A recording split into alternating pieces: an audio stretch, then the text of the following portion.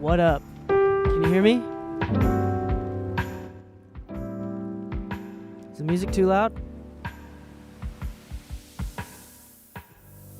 What up, fam? Hello, hello. What up, what up? Who's here? Say hi if you're here right now. Say hi. Let's see.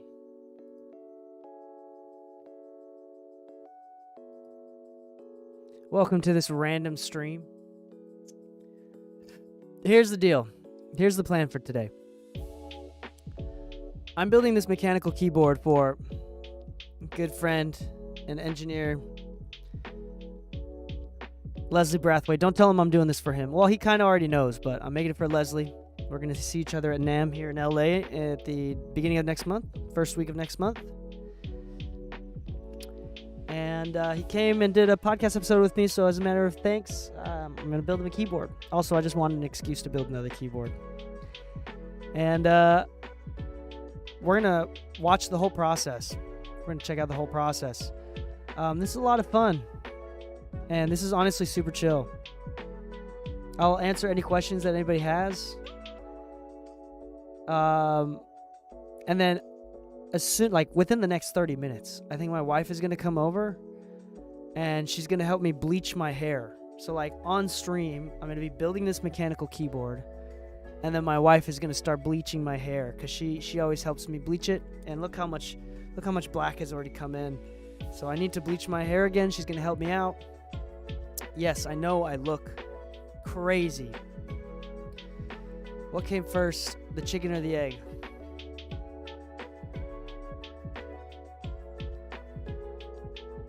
Yes. All right. So we're gonna do this stream. Thanks for joining in. Honestly, so here's the parts. Y'all want to see the parts? I got some important parts for you here.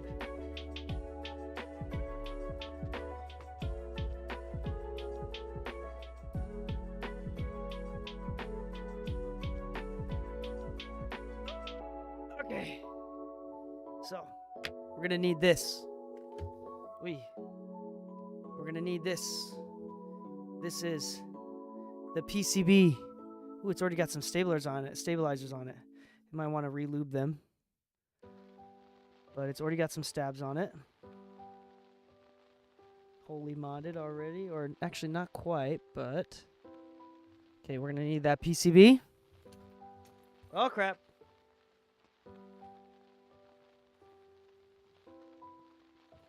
We got my big jug of half Gatorade.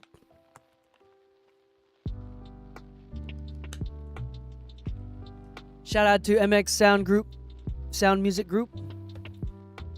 And to Obscure Asian, Lynn Hart. Welcome back. We got some keycaps. We got some keycaps here.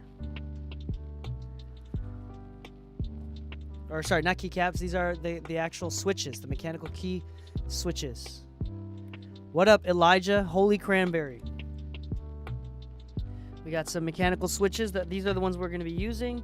The reason why we're using these ones is because I already have a bunch of spares from before. And instead of buying a bunch more switches, I thought I'd buy just enough to complete a full keyboard. So here's that switch. Here's what that looks like. Oh, let me see if I can center it for you. See if you can hear it. Almost. We're going to be lubing each switch. Yes, it's an extremely tedious process. Let me just do this. Let me see if we can just get them all out. Trash. Oh, let's get this out. There we go. We're going to be lubing, opening and lubing each individual switch. Then we'll be placing each switch into the PCB and onto the plate. I'm about to show you the other parts too. This will get more interesting, I promise.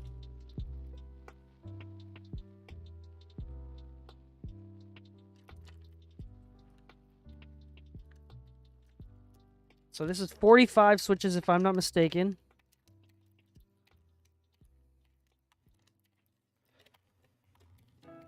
We need 65 total. 67, I think, technically.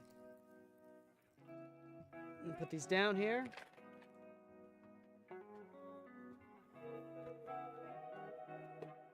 Here's the actual keyboard that we're going to be building. Witness the Light Music. Any more seminars coming up? I've been binge watching your seminars with Shane and Tizio. Yeah, we have a few more coming up, for sure. Ooh, we're going to need these. I think we have a producer coming up. So next one's not an engineer. I think we have a producer for the next couple. A producer with some big credits. So this is made out of aluminum. It's a plate, so it'll go over that. And we got some pieces of foam. These are acoustic dampening, so it makes each keyboard click sound really nice. And then here's the actual case, the casing. Ooh, and some extra parts here, like screws. Here's the actual keyboard. The actual keyboard. Jun, jun, jun, jun. This is it. You can see the switch for the bottom. Oop, here you go. It's where you're going to put the USB-C to plug in the keyboard. Ooh, pretty. It's E-White. This one's an E-White. This is from a brand called KBD Fans. This is an affordable option. This is called the Tofu 65. And what I mean by affordable is like within $300. So maybe not that affordable, but affordable within the custom keyboard realm. So we're gonna leave this off to the side here. We don't really need this right now. I'm gonna put these over here. Okay. That over here. I'm gonna show you. So this is inspired. I'm giving Leslie like a brother keyboard, like a keyboard that's like mine. Ooh, Witness the Light Music. I have a podcast, and he didn't come in, and we didn't do a seminar necessarily, but Leslie Brathwaite came in and did the podcast last week. So somewhere on my YouTube channel, there's a live stream that we did last week where we talked to Leslie for an hour. That one's a really good one too. Leslie is one of my mentors, and he's a really great person that you should learn how to mix and talk about business with. Really great guy. Okay. This is my keyboard. This is the brother keyboard. So you'll notice it's the same exact case, except it's made out of acrylic, like frosted acrylic. And this is the keyboard that I've been using. This is my daily driver recently. I love this keyboard a lot. I built this one out as well. Look at that. Cat butt. Cat butt on the back. I like the shape of it a lot. It's also hollow in the middle, so you can kind of see. It's a lot of fun. This one is a lot of fun to build. There's like 350 solder points.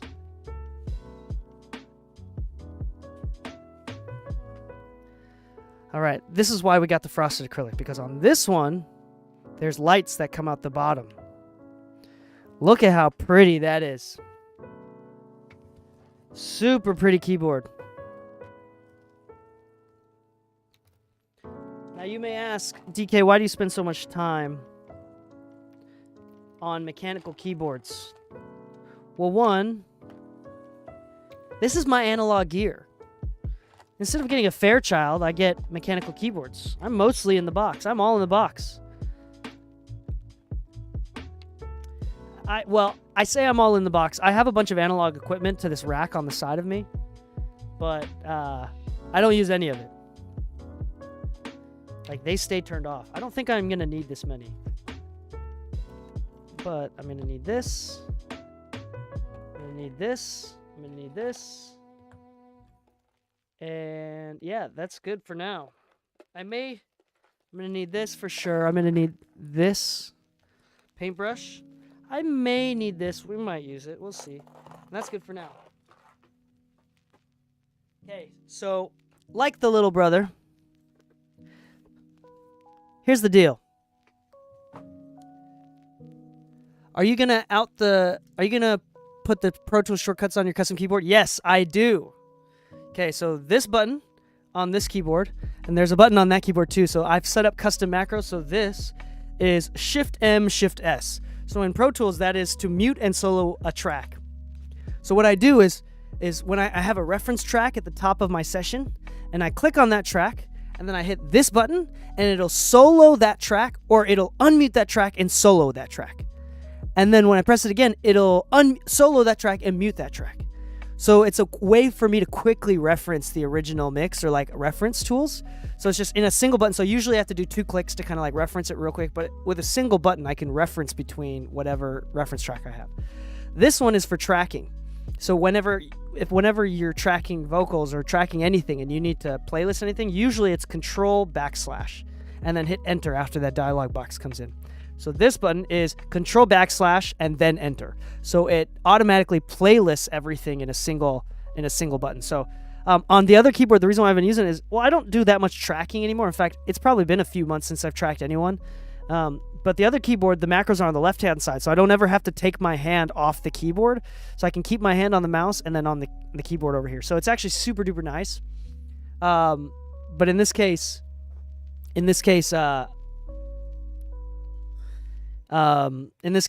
it's on this side, so I still have to take it off. So it doesn't change that much, but it's still really fast. Thank you. Yeah, the seminars are pure fire. Thank you. Appreciate it. Yeah, we put a lot of thought and energy into the seminars. And the podcasts are dope too. Okay, here's the keycaps. We're gonna do this. So it's dark keycaps, dark purple, where mine's like light purple vaporwave. This is like the dark purple vaporwave kind of idea. So I think that this is gonna, with the white, in contrast with the white, I think it's gonna look super duper dope. Like really dope. I'm really excited about that.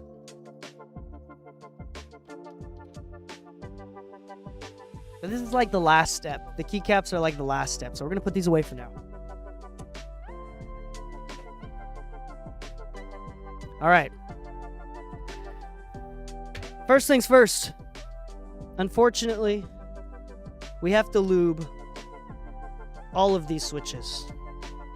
It's going to take a minute, and I need your help to entertain me. Like I said earlier, at some point during this live stream, my wife is going to come in, and she's going to help me bleach my hair because you see the black roots. It's been a couple months since I last bleached my hair, so it's starting to come back in. I want to bleach it again, maybe even dye it purple if we have enough time. I doubt it tonight. But at some point, she's going to come in and help me bleach my hair as we're answering questions, talking to y'all, and building this keyboard. Oh, baby is awake. So here's how we do this. It's been a minute. I don't do this too often. So this is the switch opener here. And here's a switch. Gotta find it. So I gotta put the switch in the switch opener. Please fit. This is starting to scare me. It's not really fitting. Oh my Lanta. Oh my Lanta. Okay, this better work. Oh my gosh, I may have gotten the wrong switch puller. Or these switch may not fit regular switch pullers. if I have to open these up every single one manually, I will genuinely be a little bit upset. And it's looking I might have to do that. Oh my gosh.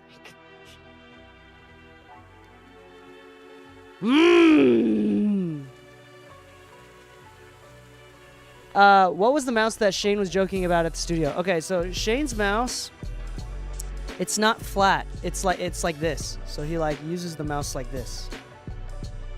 So he like clicks it like this. It was one of those ergo mouses. I'm sorry, y'all. This is not gonna be a verbally clean stream. I might just start swearing because this is already not going according to plan. Well, that sucks. I do not know what I'm gonna do. Am I just gonna have to do this by hand? Hold on, these fit in the plates, right? No, they're gonna fit. They're gonna fit. That's fine. No issues. No issues. I have to do these by hand. Let me grab like a tool.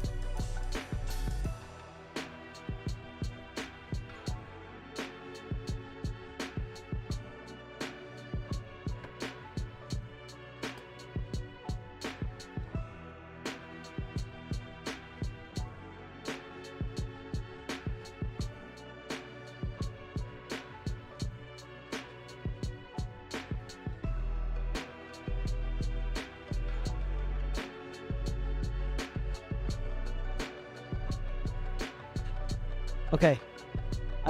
Hopefully I don't have to use that. Here's like a mini minus driver. I gotta pop these open. Oh, that was easy. Hopefully this will be easy too. Yep, easy. Okay, good. Good. Okay, so there's 4 pieces. There's the spring inside, as you see here. Tiny little spring. The spring inside. There's the actual like pin, which I'll put right here.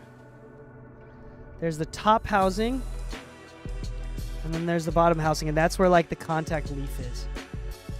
So the stem goes down and it closes and makes contact with the metal, so it makes the metal make contact, and that's how you actuate a key press. So I got a lube. Typically not the top houses. I don't really need to lube the top houses. I probably should, but I'm not going to. We're trying to make each switch though like super duper nice. I only need, what is this? 1, 2, 3, 4, 5, 6, 7, 8, 9, 10, 11. So I only need to do 2 full boards of these. Actually, this board's going to come in handy. And also, this is actually turning out to be quite easy. Put these here, over here. Take the top off, leave the spring right there for now. So we're just going to like repeat that process a bunch of times first. I'm telling you, this can be quite bullshit. Quite bullshit. I like to go live when I do these things because it's fun to talk to everybody and nerd out publicly. And also, it's really tedious, so I hate to be alone. Part of me is like super introverted, but then the other part of me is like, don't leave me alone. So, K-Tech, stupid question, but where does everyone post their chats from? I am on YouTube. I see no one. Twitch, unless I'm looking in the wrong place. Yeah, so Twitch is where we're at right now. Most people are talking. You're the only one on YouTube right now, K-Tech, that's responding. We're all on Twitch, so follow the Twitch stream. I see no one on Twitch unless I'm looking in the wrong place. Yeah, no, definitely everybody's on Twitch right now. I see 7 people on Twitch. It seems like there's 7 people on Twitch. Oh, that one was already lubed. Oh, well, whatever. I'll do it again. I guess a couple of these I had already lubed from previously, so whatever. But yeah, I'm doing math homework at 1 a.m. This hurts. That sucks that you're doing math homework, my dude. I remember when I had to do math. I also remember, like, I skipped a grade of math in high school. So I didn't have to do any math classes my senior year. And that was dope. Having to do a whole year. And I was doing, like, AP English all the years before. But my senior year, I said F it. And I did regular English. And that was super nice because I suck at English and I didn't have to struggle.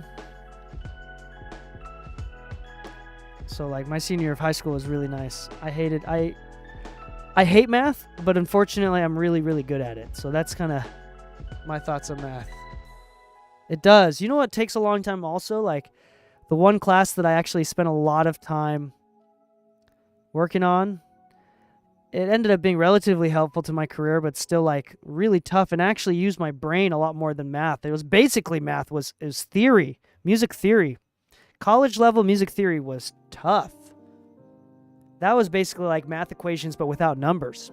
Just like counting and finding intervals and sticking within keys and like, what is it called? Counter bass?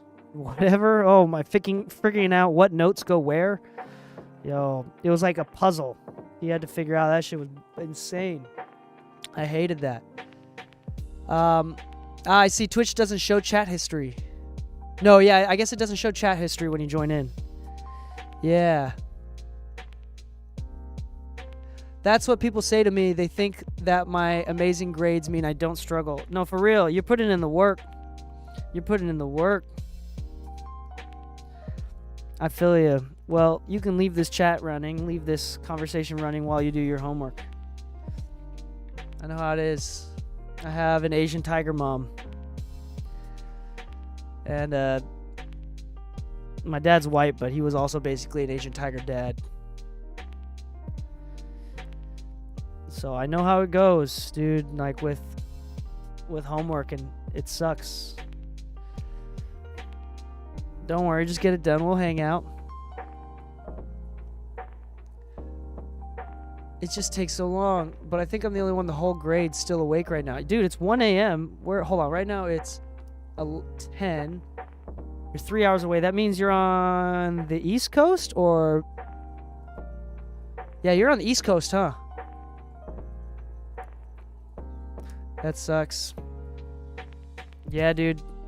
Is tonight a school night? Do you have school tomorrow, or is it spring break?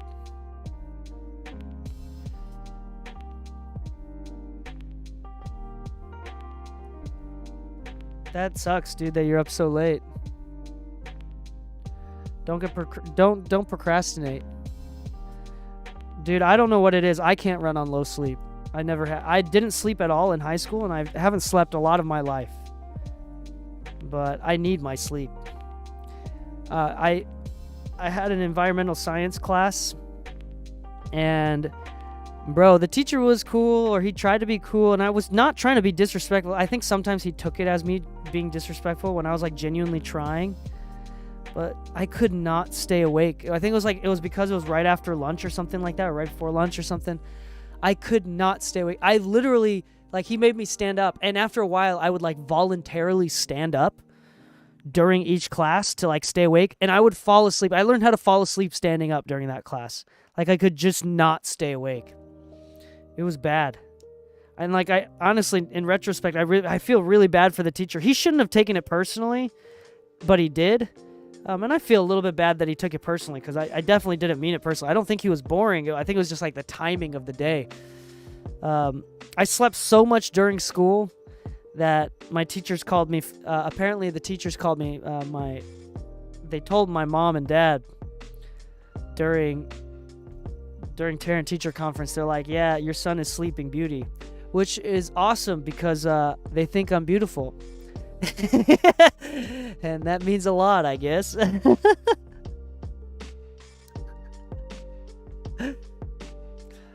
But at least they think I'm cute.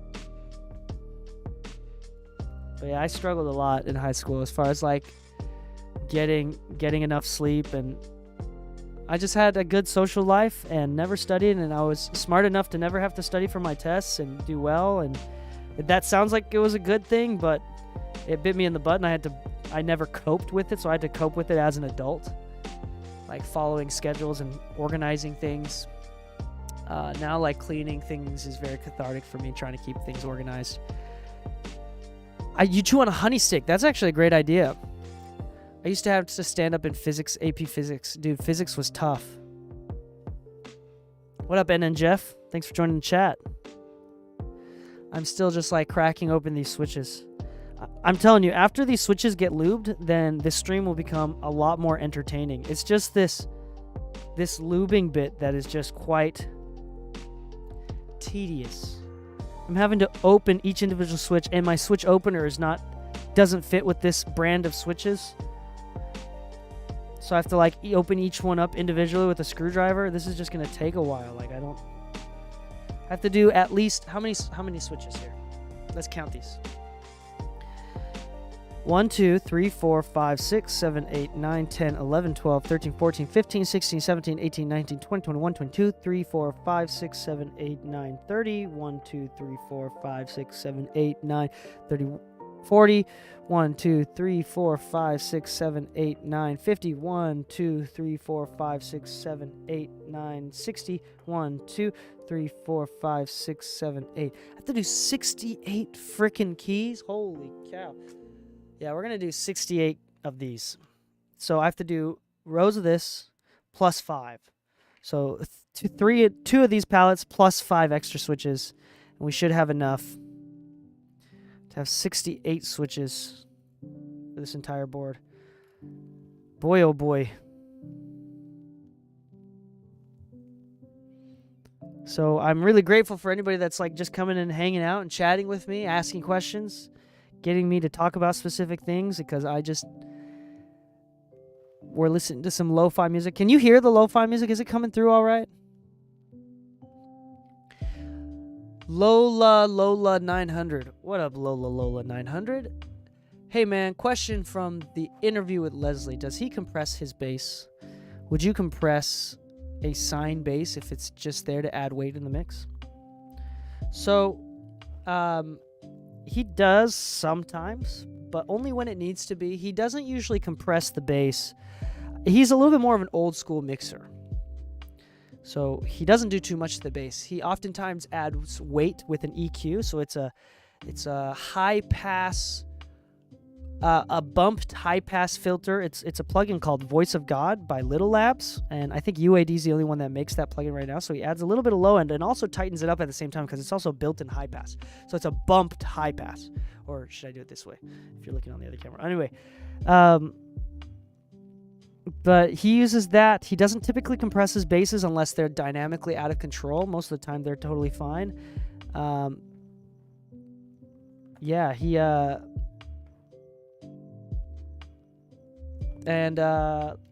doesn't usually compress the bass, at least for tonal reasons. He doesn't. But he's kind of an old school mixer, meaning that like he rarely touches it too. So like, if you notice, all of his mixes, his fat end, his low end is super fat. And that's because he rarely ever touches it. People on YouTube some people tell you that compression can make things thicker, and I would say that that's less of the case. I feel like compression actually makes things a lot thinner, and part of the reason why he's able to get such a fat low end sound is because he rarely ever compresses anything at all. The most he compresses is the vocal, but he's compressing 6 dBs across 3 to 5 dBs across 2 compressors max. So 3 to 5 dBs, 3 to 6 dBs total across 2 compressors. One is the RComp at a 117 millisecond attack time and a 177 millisecond release time with a 1.77 ratio on the RComp. And then he goes into a Fairchild with the UAD Fairchild Legacy from UAD. So it's the free Fairchild one from UAD. And he does input around 10 to 12. 12 for a little bit more grip, but typically around 10. And adds just enough threshold to compress a dB or 2. Barely touch it actually. And then has his attack release settings at 2 on that Fairchild. And that's his last thing. Or second to last thing. The last thing that he adds on his vocal chain is the Precision EQ from Universal Audio. I know this because he's one of my mentors and I've seen him mix a lot. I was there I didn't get any credit for it, nor did I deserve any. But I was there when he mixed. We mixed Pharrell's "Letter to My Godfather," which was on the Netflix special, "The Black Godfather." That was fun to watch him mix some Pharrell. And I also watched him mix Cardi B doing the song. What was it called? Press, press, press, press, press. Cardi don't need no press. It was that song. Pressed by Cardi B. Hey, yay. I got all the work-ish parts done now onto the graphing calculator part. Oh my goodness. You did it. And somehow I wasn't able to somehow it didn't distract you. That's crazy. What up? My wife has come into the room. Queen Bee. I need to go grab it. Thanks for explaining it. Yeah, his mixes are so fat. Would be great experience learning from him. Love his minimalistic approach. Yeah, it's really great for the mindset. I'll go grab it, babe. I'll grab it. I need to go grab. She's gonna help me dye my hair now. I'm gonna go grab the dye. I'm gonna open up one more switch and then I'm gonna go grab the dye because I am one little switch away from finishing this pattern here. Then we're gonna start lubing these up, closing them, putting them in a different box, and then we're gonna do this again. So here's the top housing. Here's the top housing, the stem, the spring, and the bottom housing of the switch. Sweet. The leaf. Yeah, and ooh. Well, I have my screen split because I got so tired to the point where I'm laying down on my bed so I can't use my monitor. Sheesh. So I can see both and watch as I do the work. Cool. As long as I'm not distracting you. Okay. Quick pause. I'm going to go grab the powder and the formula stuff to mix together so my wife can help me bleach my hair. Everybody say hello to my wife when she walks in. I expect everybody to be gentlemen and gentlewomen and stand up as she enters the room. I'm teasing. I'll be right back though. Give me a second. Like this will literally take 30 seconds.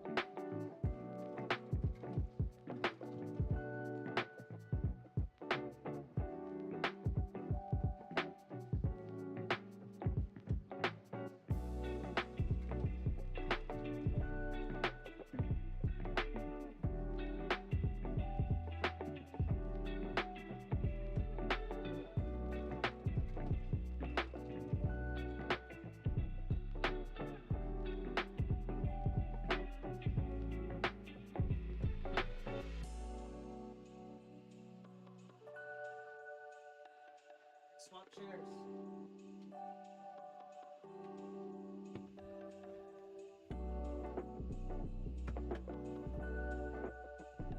Excuse the mess on the floor. Oh, I'm a little bit lower. This chair's like a little bit lower. Here's the deal.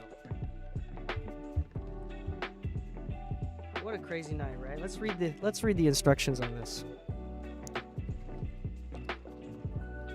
Directions for use. This de-dusted concentrated formula delivers fast, superior lightning power. It stays moist, creamy for easy application throughout development time. On scalp and off scalp techniques. Okay. Preparation. Wear suitable disposable gloves. We're not going to do that. Mix product in a well-ventilated area.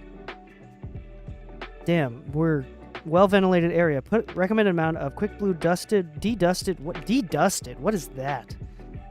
de-dusted, DE-DUSTED. Weird. Ultra concentrated bleach into an Oreo, cream developer. Hold on.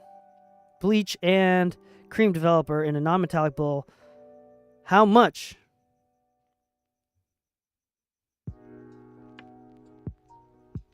How much? Does it say on this? The developer?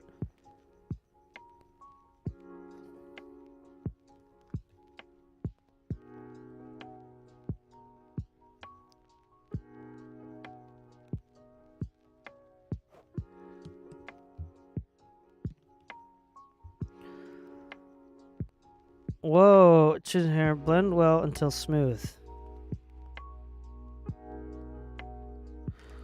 Does it say like, usually it says like 3 to 1, 2 to 1. This is scaring me. Well, I have, okay, so I can see both and watch as I do it. No room for that. I'm laying on a loft bed. I have about 2.5 feet above me. Loft beds, huh? Okay. Hey, babe. I'm sorry, can you... Oh, wait, the scissors are right there. Never mind, I've got some scissors.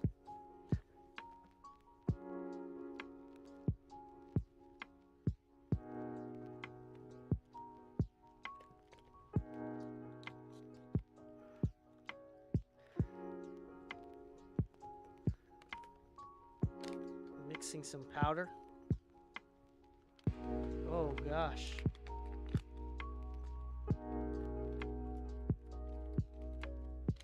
Uh-oh. Stay in a well-ventilated area. I'm trying to stay away from this stuff.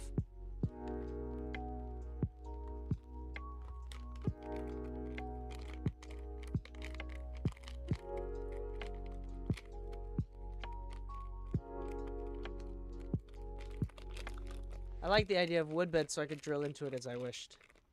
Well, that's cool.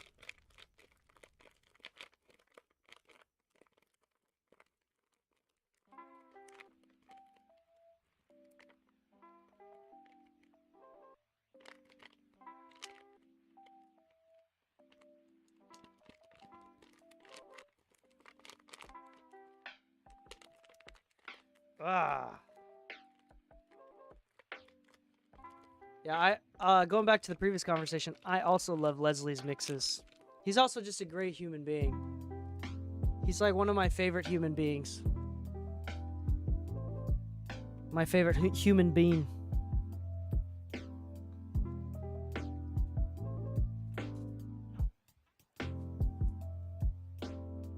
Sorry, I know that there's like trash over here. I apologize. I'll clean all this stuff up later. I'm just putting all the disposable stuff over here. If you can see my hand over here.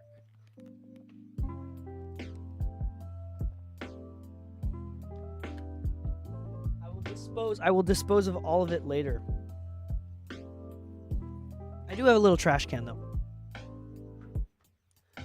It's a cute little trash can. Look at this tiny little trash can. This is what I use. I mostly use it to put my foot on it. I use it as like a footrest almost whenever I'm mixing in this room.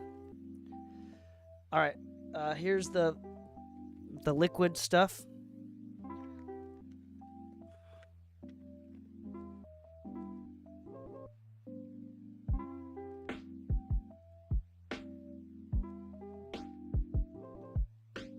All right, babe, I think it's ready.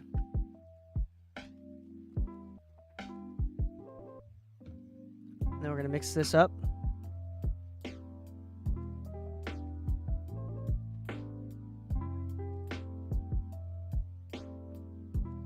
you think I should put in more developer?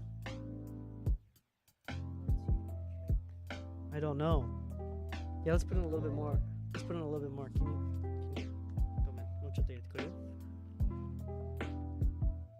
just the rest of it. I think you can put the rest in.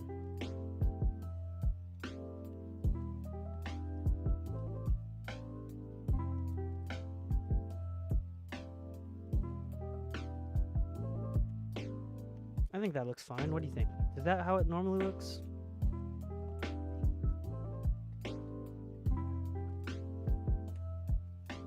I'm gonna internet this. I'm gonna Google this. Developer to cream ratio.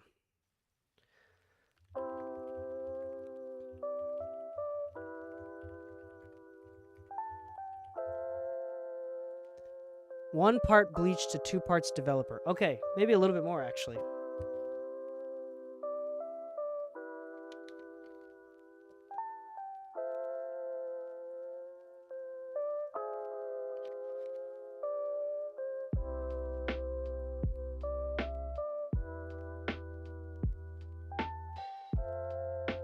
That looks a lot smoother. The recommended bleach to developer ratio is 1 to 2 parts. This will give you a fairly runny mix, which will be easy to quick to apply.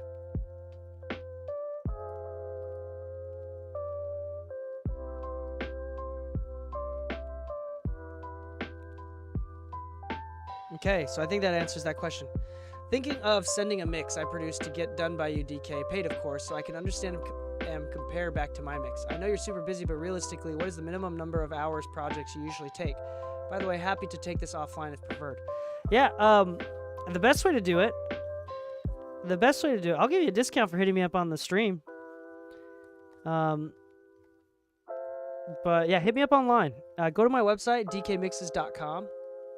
Here, I'll type it in right now. And then submit a quote, and just in the quote, just say like, hey, I was Lola 900 on the Twitch stream asking about. And then tell me about that you want to like learn from it as well, because oftentimes I have a lot of people that hit me up that want me to mix something just like you for the sake of the learning process. So I can actually mix it while you're watching. Like I can actually like Zoom you and you can watch me mix it. Or if you're in LA, you can come over in person, but Zoom works great. I'm gonna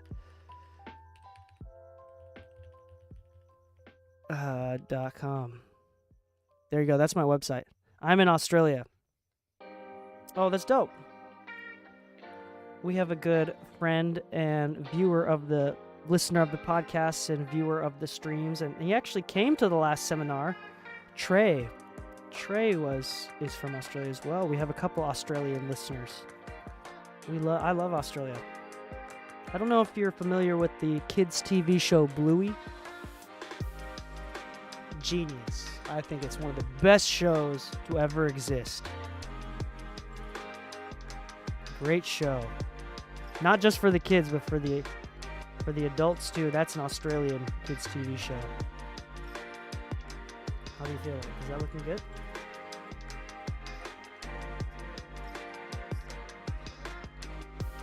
Yeah, I'll wear my shirt. That's okay.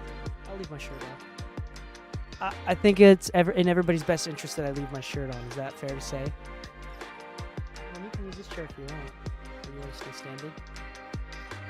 All right. Oh, I'm sorry, babe. Okay. Here we go. We're going to start lubing.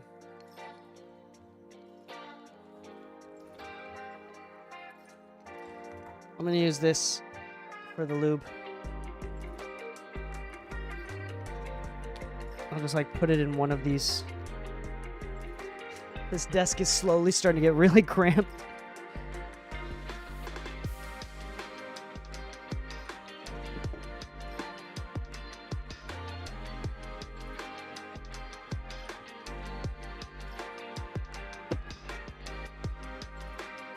Alrighty. So here's how we do this. I'm going to take a dab of lube.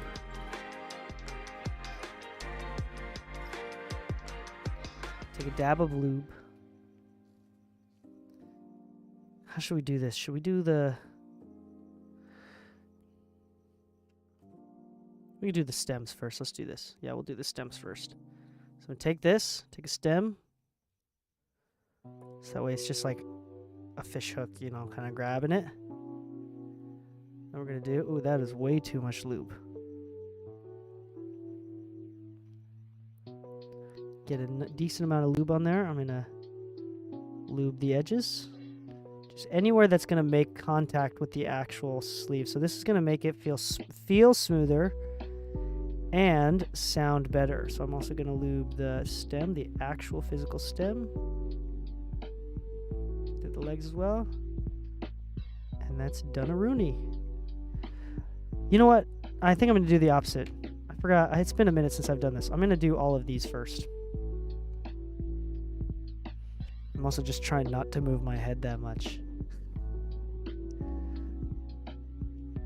Thanks, I definitely will hit you up. Yeah, Bluey, my son loves it. Oh yeah, you know. Bluey is so good.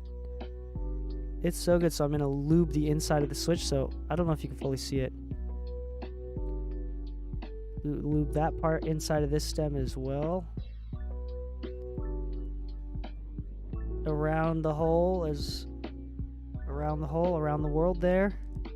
We're going to move on to the next one.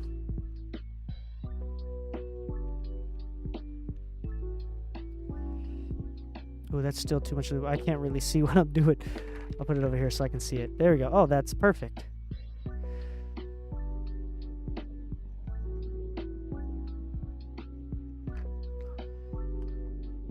One, two, three.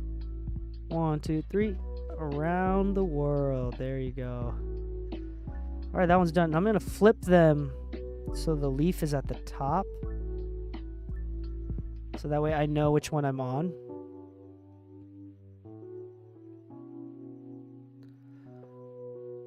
Got a couple lube here. Got to do a lube here.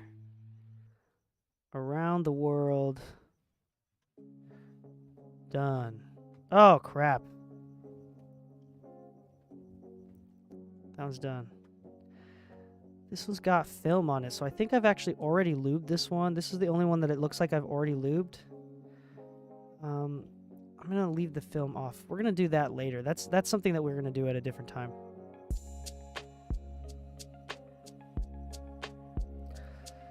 Go inside one more time. Inside, around the world, maybe even inside the hole. Done. So we're gonna do these one at a time. They keep falling through.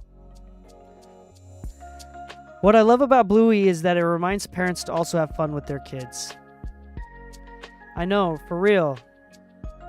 And it kind of gives you some ideas to be like a good parent too. Like, with my kids, I still, like, we started doing, because of Bluey, we started doing, like, walk straight. And we do, like, fairy circles and like, dance and have fun. I mean, my son hears me doing music every single day. And he knows I do that for work. So, it's fun to hear him. Like, he really enjoys music and dancing and that sort of nature, so it's a great show for him. In the hole, around the world. Boom. That is a lubed Switch. I know you can't really see exactly what I'm doing, but the point is we're doing these one at a time as I keep dropping them through the hole. Get some more lube on this brush.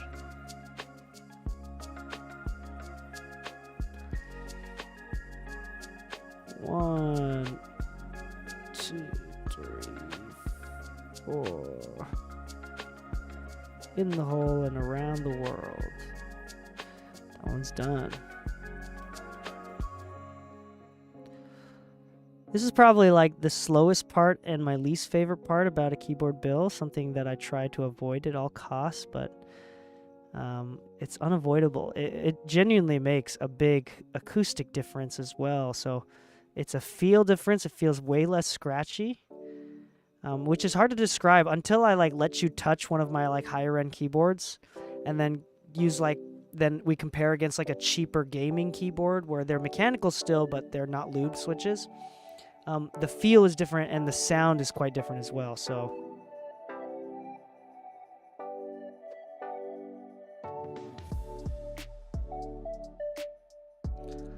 it's interesting. I don't know why I got into this. This is just like such a nerdy hobby that I do. Again, this is kind of like my Pultec EQ. Since I'm mostly in the box, this is just how this is me investing in analog equipment, basically. Except it has a lot more personality with the custom colors.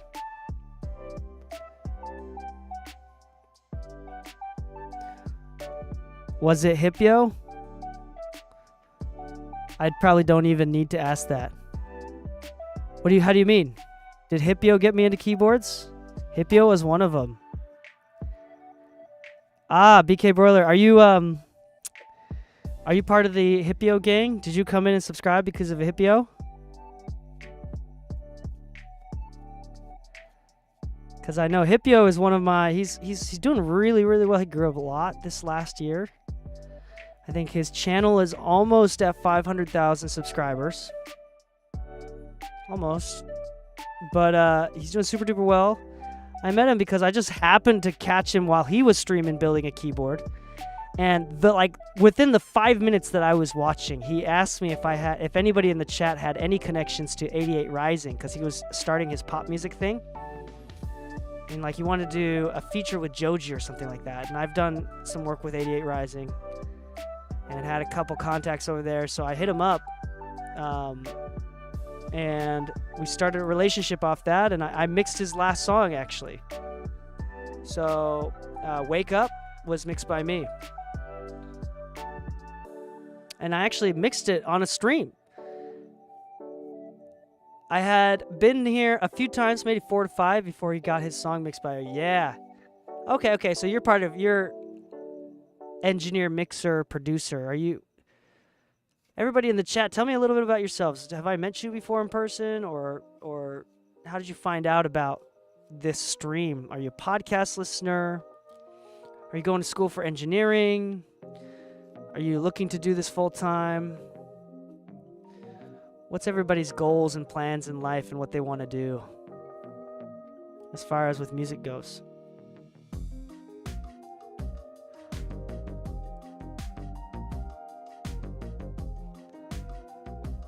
We like Hippio a lot. He's been doing such a great job with his stuff. He's in Germany right now. It looks like Cherry MX has paid him and a few other keyboard influencers to come out to Germany and do something for Mechanical Keyboard Day, which is apparently May 10th, so tomorrow. Apparently doing some big event tomorrow, or in Germany, it'd be right now. So sometime in the next few hours, they're going to do some sort of event for Mechanical Keyboard Day that I don't know about. Never in person. I'm pretty into music, but not really electronically yet. Mostly guitar and trombone. Planning to get into keyboard stuff soon. Dope. I wish I knew what I was working towards. Just something in music. Have to figure it out, though. Also, never met in person, but hopefully one day. Is anybody planning on going to NAMM this next month? The big music convention in Anaheim? Right next to Disney World? Anybody doing NAMM?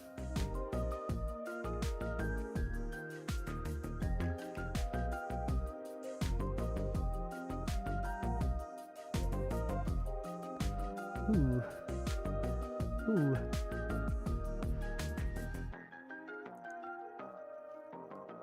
Because if you're doing NAMM, we should meet up. I'm planning on doing a Mixing Music Podcast meetup thing at NAMM. If anybody is planning on pulling up, I think it'd be really fun. Hanging out with me and Lou. I got to make a post about it too.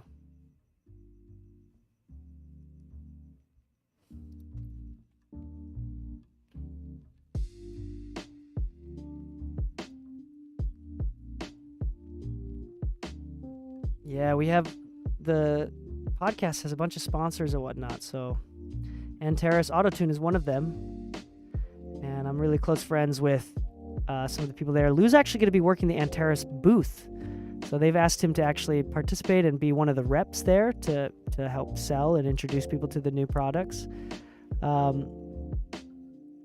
That's how I met Lou, is through NAMM, and he was doing that. I came over to hang out with some of the reps over there. And that's how we met. And then we started the studio together.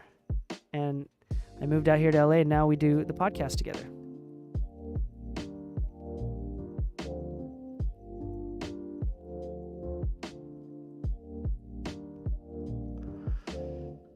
Man, this is such a tedious thing. I'm almost done with the bottom housing. There's still the top housing. Holy cow, this is so tedious.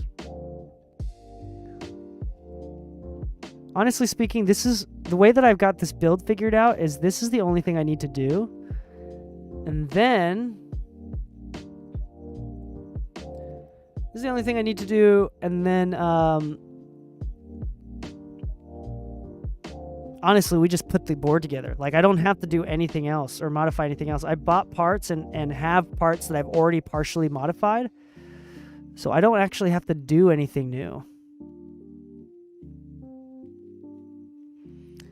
Just making sure that these parts are... The switch is the only thing I had to buy new, so I have to modify them by lubing them myself.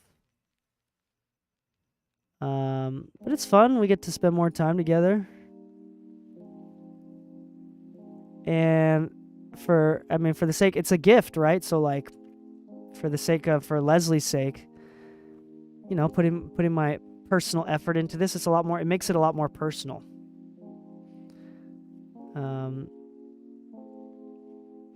And I hope that he enjoys this keyboard. He streams like almost every day on Twitch at twitch.tv/LesterBud.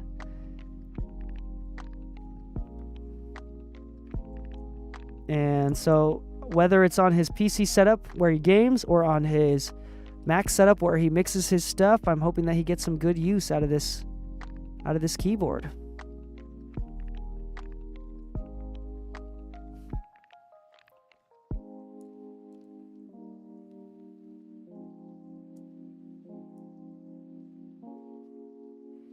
He'll probably use it with his gaming setup, to be honest. I'll probably set it up for his gaming setup. Be a pro gamer with a custom mechanical keyboard.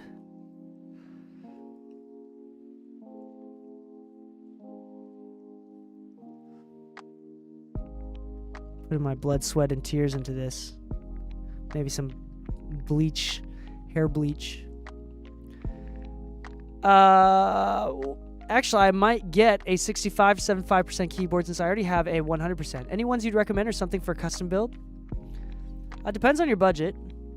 Are you looking to build it yourself, or are you looking to have a pre-built one? Something that comes put together. But yeah, I think that like having a keyboard is like a good investment for like a engineer, because it can speed up your workflow. It's aesthetically pleasing and a great way to express yourself. And it's the one thing that you see every single day. Like if you're on a computer as a mixer, especially if you're just at your computer every single day, it's the one thing that I look at every single day. And I love it. Myself. Build it yourself. Okay, cool. So there's a website that's pretty reliable, that's relatively affordable as well, especially compared to other companies. So you can keep it within a couple $100, $200 to $300, I think, is where I got these boards. This is super custom and costs way too much money, but the one I'm building for Leslie is a little bit more affordable. Just Google KBD fans. KBD fans. They have a couple DIY kits. It might actually be cheaper. So if you YouTube this stuff, if it might actually be cheaper you might already be familiar, to buy a pre-built with some keycaps already on it and switches on it, and buy it pre-built and instead spend the time modifying it rather than building it from scratch. It actually might be cheaper to get a pre-built and modify it, than building one from scratch with all the parts sent individually. You'd think that it'd be cheaper if you did it from scratch, but I think you'd save a few bucks if you did a pre-built. These are the Tofu 65. The only thing about, as far as aesthetics speaking, KBD fans, they have awesome 75%. I'm a fan of 75%. So it's basically this, but with an F-row. The only problem with my aesthetic, as far as an F-row goes, I like the split F-row, where it's like F1 through 3, and then F4 through 6, and then F6 through 9, and then 10 through 12 or whatever. So I love having like the split, but usually with theirs it's just like a straight row, just like the number key. So you actually have extra macro keys, which is like actually useful. You have extra macro keys.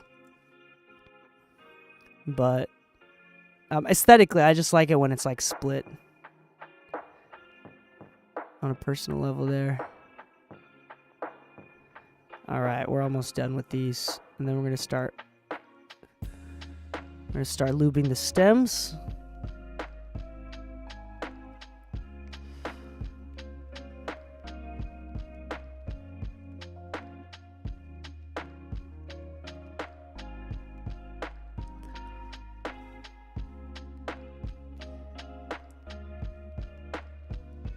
Yeah.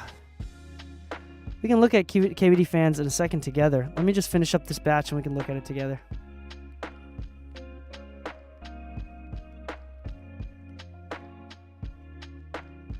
Also, I mean, if you're trying to save money though, don't buy a keyboard.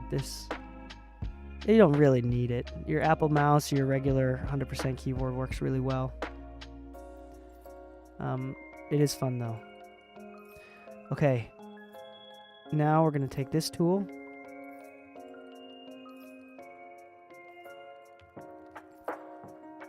And we're going to lube each of these stems. Oh, actually, I should probably lube.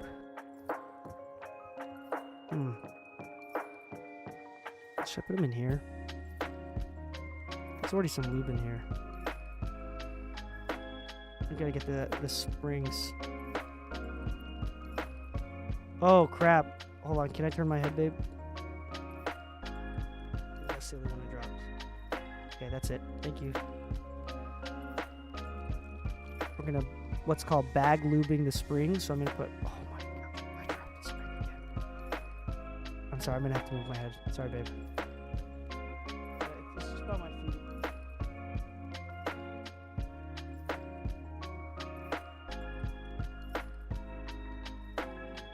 Hopefully I'm not missing any. Yeah, we're good now. Thank you. Hopefully I'm not missing any. These springs are just like bouncing everywhere. So what we're going to do with bag lubing is we're going to put these springs in the bag, plastic bag, just like this.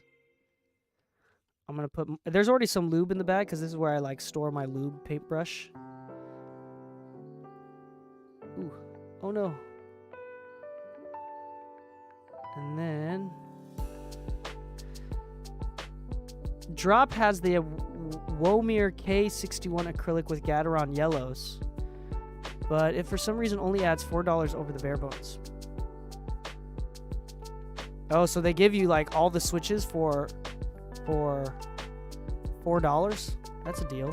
I like Gateron yellows too. Gateron yellows is like the happy medium that I recommend every beginner get. I like lighter switches, so like I love the Gateron reds. In fact, I like them as light as possible. I have Gateron pinks. These are Akko rose pinks, and I think they're like 45 gram weight, so they're like 10 grams less weight than the Gateron yellows, which I think are like, I thought they were 55. They might be 50. No, I'm sure they're 55. Okay, so now what I'm gonna do,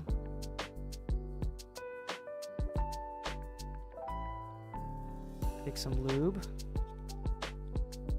put it in the bag here, close the bag. Actually, what I should have done here is get lots of air in the bag. Now we're gonna shake the bag.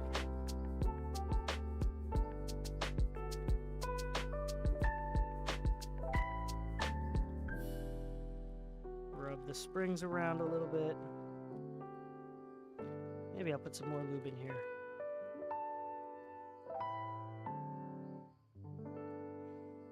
That's all it really is, honestly. It's just, we're trying to lube all the springs together, kind of rub them around a little bit. Maybe we do a little bit more shaking.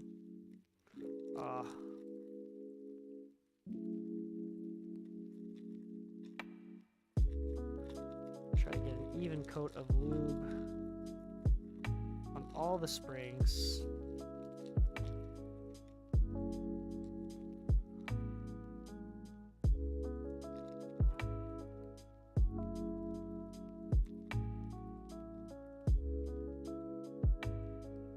I think that should be good.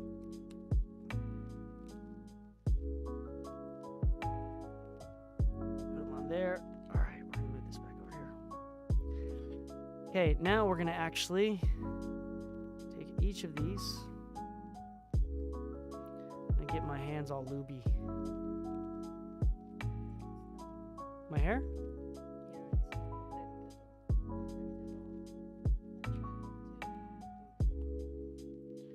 Thank you. Okay, so now I'm going to set the timer for 45 minutes. Set timer for 45 minutes. Thank you.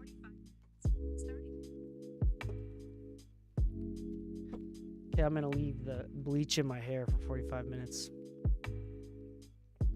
I look super silly. I got a 5 head right now. Oh, I should have maybe put on a little bit more lube. Might just do it manually at this point.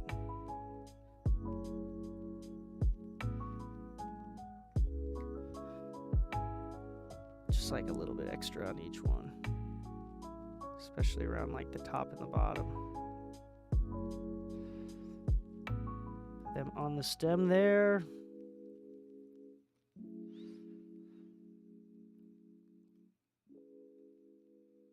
Ooh.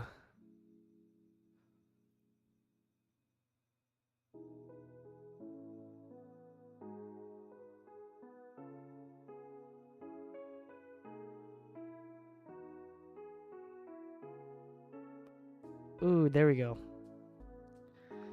Getting the stems. These stems like to interlock too. Or these springs.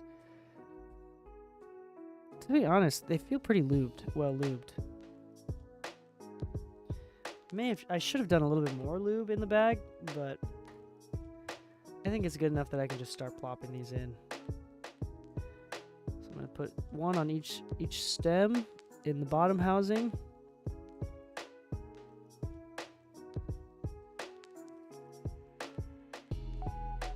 There you go. I don't know if I told y'all, but I also started like painting this week. I'm not an artist at all. It was just something that I wanted to try, and I bought a bunch of acrylic paint. I was actually enjoying myself. I made a couple cool pieces. I got my first piece on canvas already. Wonder if it's right here. Oh, I may have put it away. Oh, I put it over there. I'll show you. I don't know how to draw. I can't even draw a stick figure, so I'm keeping it like abstract. So the focus is more about like colors and textures than it is about actual like making things look good. I personally am a fan of more abstract or geometric art as well. I don't like landscapes or portraits. As far as like hanging art in the home. You like abstract too? And then Jeff?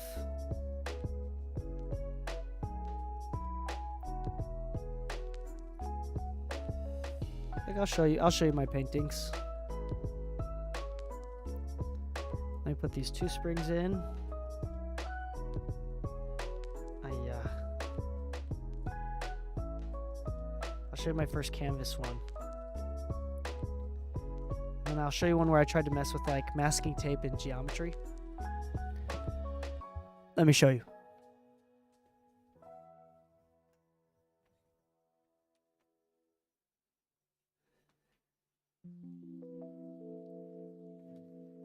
It's a small canvas, but it's my first one.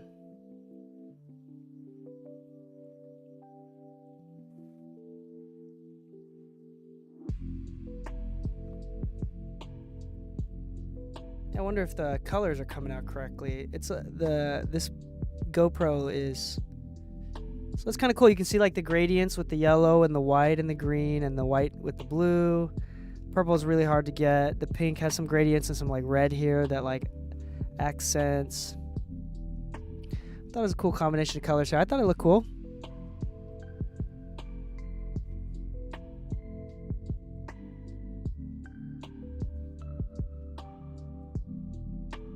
So I decided the colors because I had this one going. So this is a different one. I wonder if you can see it, if it's better on this one. The colors are going to be better on the face camera here.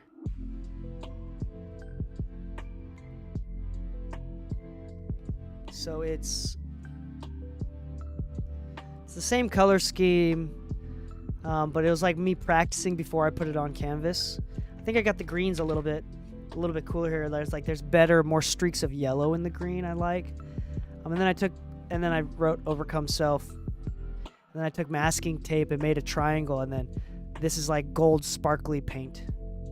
I don't know if it's really reflecting that well, but I just like made a triangle over that. I thought it looked cool. I should have made the triangle a little bit bigger. But that's just like some really thick gold paint.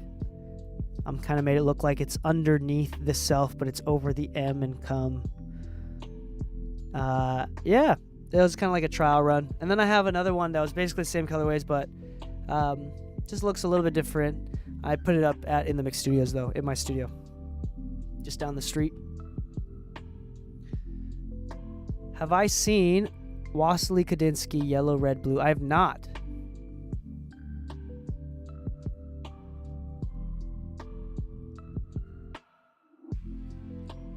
I'm gonna copy and paste it and look it up.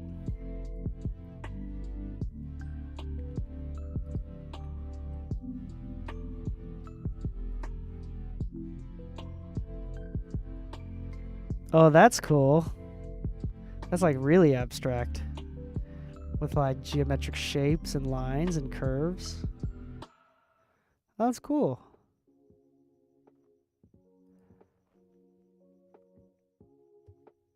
What an interesting piece. Yeah, I can't really do, like, I haven't, like, I would love to draw a hummingbird or something like that, but I know I can't. Or at least not yet. I have never drawn in my life. I just want to create something, be creative, and just make whatever, make splashes of paint. The other one that I did that's at the studio that's not on me, it's same color scheme, but it says the word create in silver. In like the top left corner, it's small. And then I tried splattering that gold paint. So that gold paint is splattered all over the board, all over that piece. And it actually turned out really cool. And then what I did, I didn't just do the streaks, but then I went over the streaks with just a wet water brush.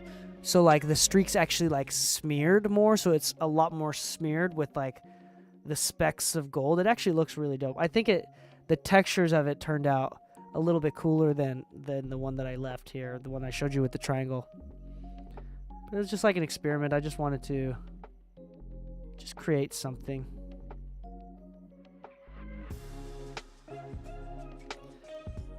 And then, of course, y'all know about my children's books that I write. My wife is the illustrator for that because she is a proper artist.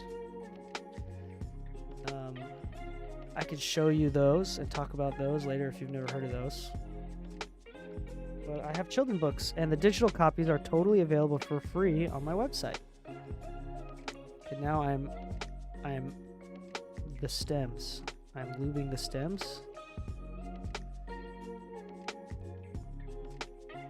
And what we're going to do is I'm going to place the stem on it. I should quickly, just briefly lube the top housing just a little bit. And that's done. That is a Dunzo Switcho. Ooh, actually, before I do this, I should also take it an extra step. Do I want to do this? Nah, they were actually pretty tight. I'm not going to do it. At least I'm not going to do it for this one, and see if I don't. You can place plastic in between the bottom and top housing, so it like prevents more wiggling. But it's actually really tight. Like the housing is actually really tight already. I don't know. You can't hear this. I don't know. It's going to be too quiet to hear this on the microphone. Here's an unlubed switch.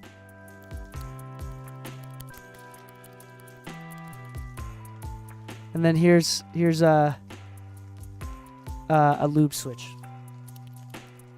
Yeah, you're not going to be able to hear the difference there. That one's done. Let me place it in here or something. Done. Donezo. This one's also done, so I'm going to lube this one real quick. Grab this one here.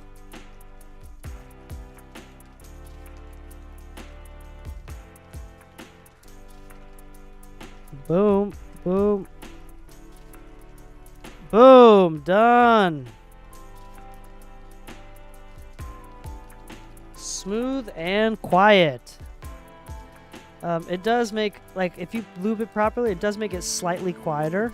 I mean, that's not like something that I'm trying to do. Like, oftentimes people want to make it really loud. Actually, there's a whole enthusiast community within the keyboard world where they add a machine, like typewriter parts to that like trigger, so it actually goes clack clack clack like an actual typewriter sound. So it's like freaking loud every single time that someone actually hits a key. People like that. I mean, there's the classic clicky switches that all the 12-year-old gamer boys love, but that gets so annoying so fast. There's a bunch of different types of switches and sounds that switches make. These are linear switches, so there's no tactile bump. It's just all the way down. It's pretty smooth. Where like tactile switches, like the Mac keyboard is tactile, where it's like they don't just go straight down. Like there's a little bit of pressure and then there's like a bump. So every time you actuate the key, every time there's like a key actuation go and there's you like feel it. There's an actual tactile response to it.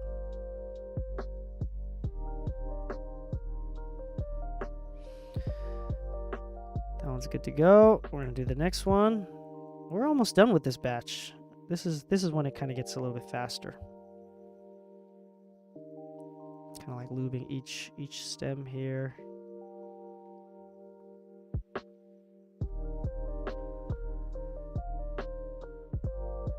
don't know if you can see it. You can see it get like shiny too.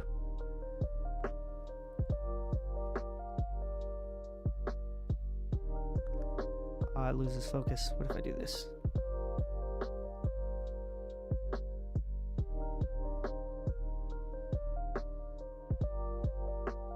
Doesn't get that much better.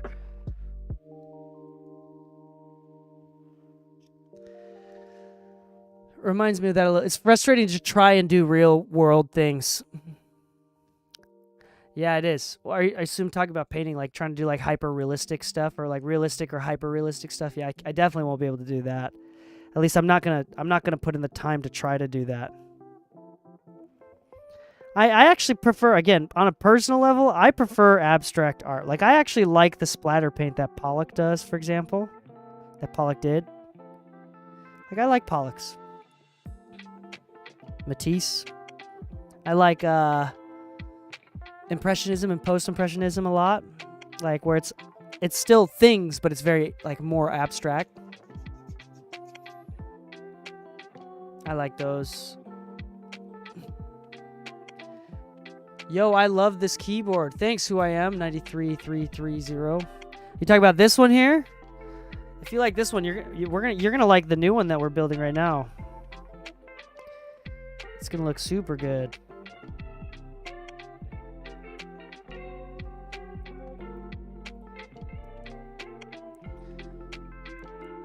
I'll show you. I have 3 keyboards on me, and this will be the 4th one, but I'm gonna send this out. Again, this is a gift for Leslie, so Leslie Brathwaite.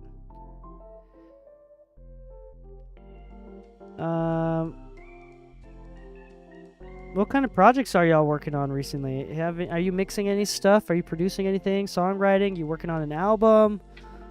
What kind of projects are you working on? Or maybe you're not doing music at all?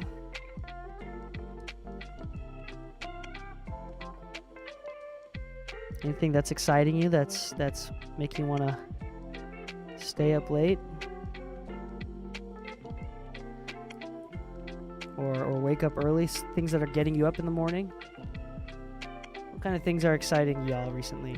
In Japanese, we say "my boom," my boom, my thing, my interest right now, the thing that's catching my attention. So keyboards are definitely like a my boom type thing. Painting is definitely my boom right now.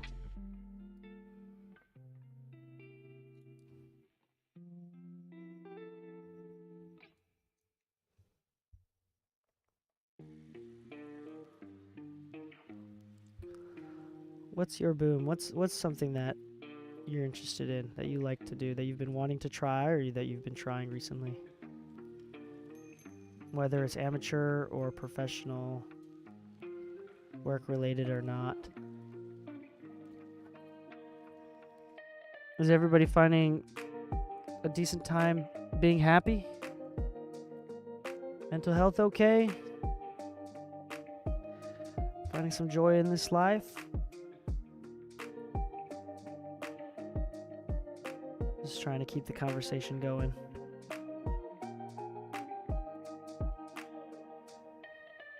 Because if you let me, I will zone into this and I will stop talking. I'm trying to talk. Also, for anybody new in the chat, yeah, I'm bleaching my hair right now. Are you currently reading anything you would recommend? Yeah, it's taking me way too long, but I'm finishing up Atomic Habits. I'm more than halfway done with that one. I like that one a lot. That one's a good classic self-help kind of book about setting, how to develop habits, good habits, and setting goals kind of a deal. Really great book. I like that one a lot. I'm reading one by Austin Kleon. He wrote a book called How to Steal Like an Artist, but I'm reading one by him called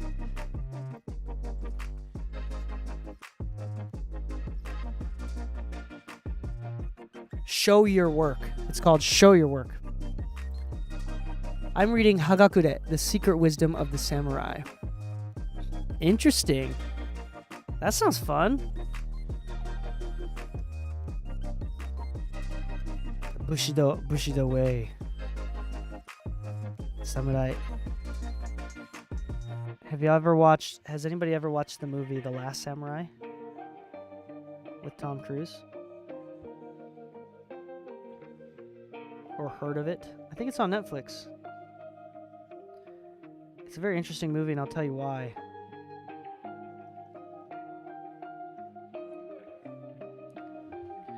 It's a great movie that showcases the juxtaposition of two completely opposite cultures that value the same thing.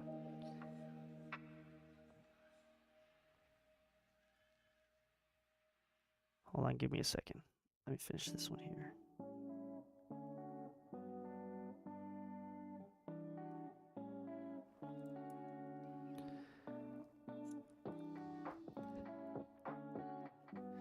Yeah, The Last Samurai with Tom Cruise. It's an older movie now. I watched it when I was a kid. And I'm not a kid no more. Which is sad to say. When did that happen? But it's really interesting. In American culture, or in any Christian with any country with Judeo-Christian backgrounds or Islamic backgrounds, where culture is determined heavily by religion as well, whether or not you like it, it is. In Judeo-Christian cultures, it's more about repentance and standing up, getting up when you fall, all about getting up again and redemption. Becoming a new man, like trying again. And so in Judeo-Christian cultures, it is dishonorable to give up. It is more honorable to keep losing, but standing up every single time and trying again. That's the honorable thing. In Japanese samurai culture, it's the opposite. In samurai culture, Japanese culture, even to now, if you have failed miserably, or you deface your honor, or do something that would embarrass your family, the honorable thing is when you have lost, it is more honorable to concede defeat than it is to try again. So it's the complete opposite culture. That's why in samurai culture there is the harakiri or seppuku, where you would stab yourself, you would cut your own intestines, and then someone would chop off your head. You commit suicide, basically. And that was honorable. And the reason why it was honorable is because if you had done something bad that you'll see it a lot in anime, like in anime and whatnot. This is beyond samurai culture, but like when people say, like, it's a big deal, like and an anime character will say something like, I put my life on the line. I'll put my honor on the line. Like, we have to trust this dude. Trust me. Like, okay, so like it happens all the time in Naruto or like Dragon Slayer. What in Dragon Slayer or Demon Slayer when Nezuko gets brought to the house of the leaders of the Demon Slayer Corps, and dude was like, "Hey, I'm gonna put my life on the line. If Nezuko bites anybody, then I'll kill myself. I'll put my life on the line." And that's a very Japanese cultural thing. So you have your sense of honor. So you put your life on the line for different things, and if you fail miserably, you give it up, and you save face and repent or redeem yourself by giving up your own life. So you concede, and it's more honorable to concede because it's embarrassing. And this is something that's really hard to explain. I understand because I'm Japanese. I grew up with this, but it's embarrassing to continue when you've obviously lost. So in these two clashing cultures in The Last Samurai, Tom Cruise, he's an American soldier, and during the beginning of the Meiji period of Japan, during the Meiji Emperor rule, they had just introduced guns. The samurai are now basically dying or extinct, as the Western culture is now taking over and sweeping over Asian countries as well as Japan, obviously. So they hire Tom Cruise, who was some sort of general or major or something in the American Army, who killed a lot of Native Americans, which has a whole backstory in itself, and he feels a lot of regret over that. They pay him. He comes over to Japan and teaches the samurai or the Japanese military how to use guns and to be coordinated so they can defeat the samurai. And the way of the shogun, because up until then the emperor was the leader of the country, but he was really passive, and it was mostly the military leaders or like the leaders of the samurai named the shogun, shogun, that would basically rule the country and made all the political decisions because they had all of the actual power to enforce all the rules and all the laws because they had samurai. They're wealthy, so it was kind of like, yeah. Anyway, so samurai, kind of like capitalism almost, a little bit different. Anyway, so the samurai, they wanted to overturn the shogun and let the emperor rule again, because this is before World War II, and if I'm not mistaken. And the emperor in the Shinto religion is the highest god, is the highest level deity in the Shinto religion. So when Japanese people were fighting the war for the emperor in World War II, they literally thought that they were fighting for God, which is interesting, right? And the whole Shinto religion kind of blew up in everybody's faces when the emperor came out towards the end of the war after they were kind of like conceding, and basically on the public radio said, "Hey y'all, actually, I'm not a god." And so the Shinto religion just kind of like poof, kind of like died. It's more culture than anything now. Anyway, but because of like Buddhism and Shinto and just general Asian culture, like this is another reason why like Asians make a big deal out of honor. So it's funny, Stop Asian Hate, which is not really pushed or promoted by Asians. So you'll see that it's not very pushed and promoted by Asians. If it is promoted or pushed by an Asian, it's usually a diaspora Asian, someone that doesn't typically speak their mother tongue. So they may be a Chinese immigrant or a Japanese immigrant, but they don't speak Japanese or Chinese, which does drastically change the cultural understanding of their mother country. You in order to understand the full culture of the language, you have to speak that mother language, because in Chinese and Korean and Japanese, there's higher forms. So there's like a high, like honor and respecting the elders is very verbal and present in how you speak. So we would say like the Queen's English, but it still doesn't quite translate because there's so many levels. So there's so much culture that you understand from speaking the language. So if you have a Japanese friend, for example, that doesn't speak Japanese, I probably won't be friends with them. I can't be. They're diaspora Japanese. It's just like culturally we won't relate. It's really interesting. So like, anyway, so you'll notice that Asians that speak the language, that are actually immigrants of their country, there's such a high level of honor that they won't ever push Stop Asian Hate because it's dishonorable to claim victim, to be the victim. It is more honorable to keep your head down and work, and to never ever claim to use victim mentality for personal gain. It's very dishonorable. It's grossly dishonorable in the Asian Eastern cultures.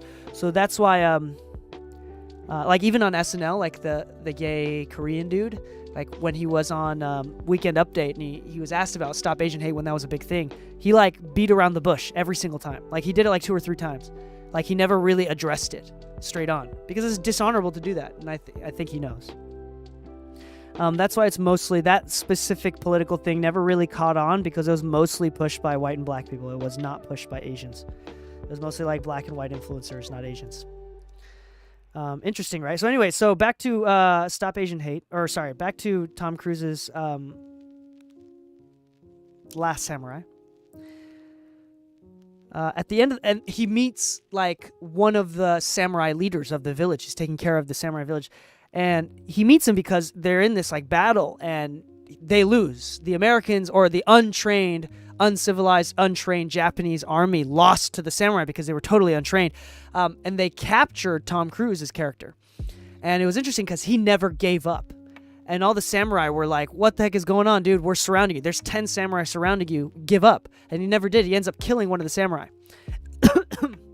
Excuse me. And so they're like, he should just kill himself. And they kept talking about that. It's like, why is he still fighting? He's lost. He's obviously lost. He just didn't understand the Western honor system of never give up. So they're all just really confused. Anyway, the leader of the samurai village took him in, had him live and stay with the wife of the samurai that he killed. Crazy. So that was a whole honor system. It was more important. It was instead of killing yourself, he asked her, can you take care of him? And that's the way that you're going to save face, that's a little bit more deeper culture. It's hard to understand, but anyway, so at the end of the movie, he's like, why didn't you give up? He talks about it. And the leader of the samurai, he sees the leader, the captain of the Japanese army that lost was a former samurai. So when he lost the battle, they captured Tom Cruise, but the military captain asked the leader of the village to help him commit seppuku. So he stood there, the leader of the samurai stood there with his katana ready, and he started cutting himself, and after a certain point, he'd chop off his head. And so Tom Cruise saw this, he's like, what the heck? So again, there's this level of honor that even the military leader, because he's dishonorable. First off, he betrayed the samurai ways that he was originally a samurai, betrayed the samurai ways to join the military, and then on top of that, lost to the samurai. So extremely dishonorable. He chose to, but Tom Cruise didn't understand. He's like, yo, why did you kill him? But eventually he's like, no, the leader of the village eventually explained to him, he's like, no, he asked me to take his own life in order to save face, to return honor to his family and to his name. Anyway, so at the end of the movie, they're finally trained, and the military is finally trained. They have one last big battle against samurai, except this time they can all shoot their guns. They know how the guns work. Everything, they're much more trained. They're definitely going to win.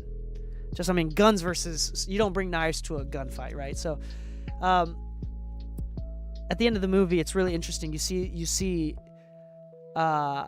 the leader of the samurai, he's at one point of the battle, they've definitely lost, and because of his relationship with the Tom Cruise character, he's like, no, I can't give up.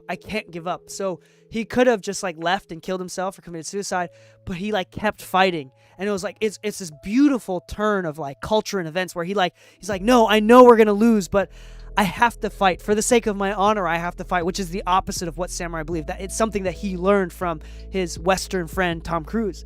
He's like, for the sake of my honor, which I now understand, I have to keep fighting, even though this is a battle that we're going to lose. It's a suicide mission. And the military people just can't believe it. They're like, oh my gosh, why aren't the samurai just backing down? They've lost. They know that they've lost. They should all kill themselves now. But he's like, they were like, the military leaders were so surprised that they kept fighting. They kept fighting to the bitter end until everybody died. All the samurai died, except for Tom Cruise because it's a movie. And they get mowed over by the Gatling gun. And at the end of the movie, Tom Cruise does what he learned from the samurai, and he gives the village leader's sword to the emperor, and basically concedes on behalf of the village chief, and starts to understand Japanese culture and like the samurai culture of saving face and honor. And so when you watch it in that light, it's such a good movie. It's such a good movie of like two totally opposite cultures just come together and learn from each other and like respect each other without proper understanding or communication. The Americans think that the Japanese way of doing things and keeping honor is just totally brutal and inhumane. But through the movie, you kind of understand the perspective of why they do that. And then kind of like, what we need more in this world right now is like deeper understanding of each other, and taking the time, like it took months for Tom Cruise to finally understand the way of the samurai, and to appreciate it to the point where he wanted to follow through. And the same thing where they were both, the leader and the samurai guy was able to find a gentle balance between never giving up and giving up. So it's just absolutely beautiful. Absolutely beautiful story that is way deeper than people kind of think it is. It's a very beautiful story. I recommend you watch it again. At least watch it again in that light if you've watched it before, or watch it for the first time. It's a very beautiful movie. Very beautiful movie. Anyway, I missed your comment here. No, but I do remember the name quite vividly. That's what the use for Zanshin is. If the book taught me correctly so far, if you lose your calm consciousness, you will likely use your life to your opponent. Yeah, that's true. Staying calm. That's very Buddhist. That comes from a very Buddhist mindset. So, I'm pretty heavily, well, what does it mean to be Buddhist? Being Buddhist means that you're consciously practicing the ways of Buddha. So like you can be Buddhist and Christian at the same time, or Muslim and Buddhist at the same time, because it's not a theistic religion. There's no God that you worship in the way that you would in a Judeo-Christian type religion. There's no gods. It's more therapy and a way of dealing with your own emotions. Anyway, so one of the things with Buddhism is not reacting, or to stay non-reactive, to stay calm and to recognize that you're suffering, right? Because in Buddhist world, the classic thing to say is like, life is suffering, right? To recognize that we're suffering, but to deal with that, right? And to deal with that by remaining calm, not reacting. I mean, you'll notice if you study Buddhism or some read an entry-level Buddhist book, you'll notice, and it'll tell you stories about how you're probably overreacting to everything. It's a lot of like stoicism. So in your case, that's a very Buddhist teaching, to stay calm at all times. For example, a normal non-trained Buddhist person will see if someone cuts them off on the street. Like if you're on the highway, about to get onto the highway, or you're on the highway and someone cuts you off, what's the normal reaction most people have? It's like, oh my gosh, what a dick. They totally just cut me off. They're wrong. We create this false story about them. They're just jerk. They're mean. They did it intentionally. But the only truth of what just happened is that they cut you off. I mean, would the story totally change if you understood that wife in the passenger seat is pregnant and they're rushing on the way to the hospital to try to deliver the baby? Would that make you feel differently about the person if you knew that much about the story? I mean, this happens all the time in anime. Anime archetypes are so fun because every single character, no matter how bad or good they are, has a backstory. And once you understand the backstory, everything just becomes so much more meaningful. Anyway, so Buddha would then teach, for example, with the cutting off of the driver, he would then teach that the only thing that is true is that he cut you off. You do not know their intentions. You're creating the false story. Marcus Aurelius, is that his name? Oh shoot, the Stoic. Is it Marcus Aurelius? Is that the right person? Would then say, most of the problems that you have are in your own mind. You're creating the problems yourself. For example, like, so that would be part of it. You're making up your own story and you're reacting and calling them a jerk, even though you have no idea what's going on, and that you have created a problem and drama in your own life that is not based on any truth. You are genuinely lying to yourself. So yeah, and in sports or in athletics, in the case of like samurai, that anger and being upset can make you more likely to be taken advantage of and to lose in battle. So it makes sense. That's a very Buddhist principle and culturally deep to stay calm. And I mean, with the world of like politics, it's very easy to get caught up on caring about everything, about Roe versus Wade, about gay marriage and rights, about religion, and it's so easy to care about everything. And I think it's important to care for the sense of empathy. But it's absolutely okay to just not give a shit. And people will disagree with me heavily. But in the Buddhist mindset, for your own personal mental health, which is a big part of, I mean, the pain is mental anguish. So like mental health, caring about mental health and overcoming, that's caring about your mental health is Buddhism. That's why these therapists will use Buddhist principles to give therapy to their people. Anyway, I'm not gonna lube each one of these. Sorry, I'm done with this. I'm just gonna put these on. What time is it? It's 11:15. I gotta move on to the next batch. I'm not trying to take all night.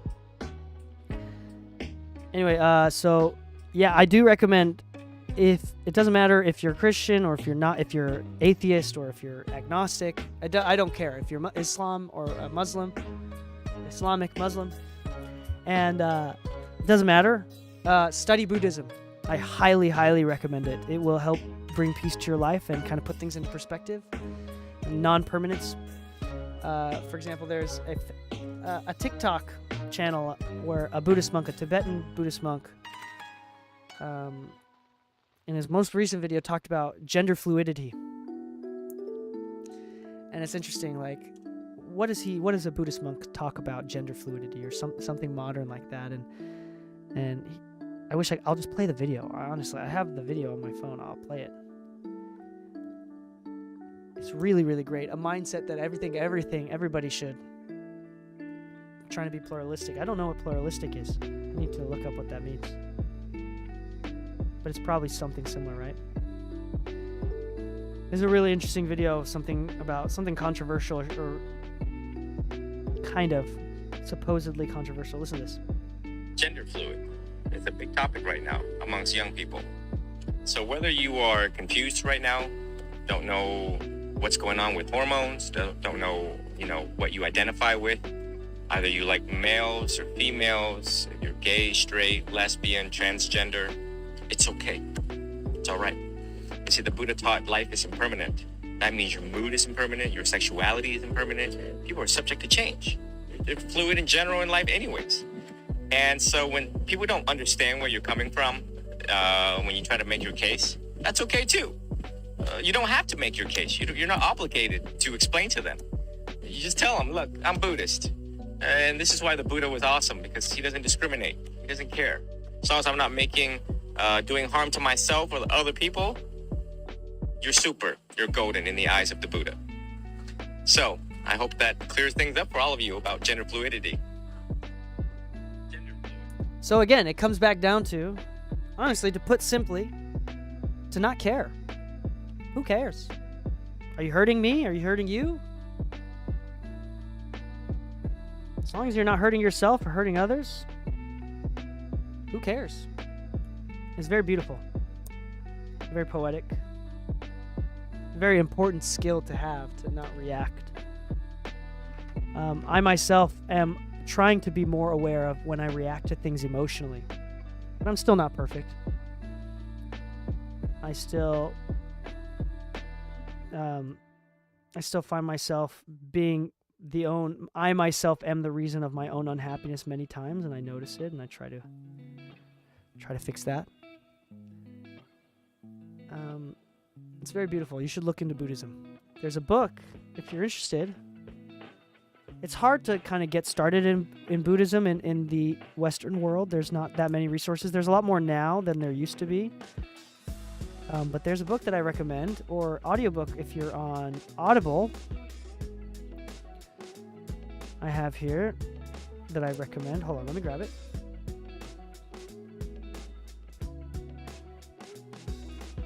One second.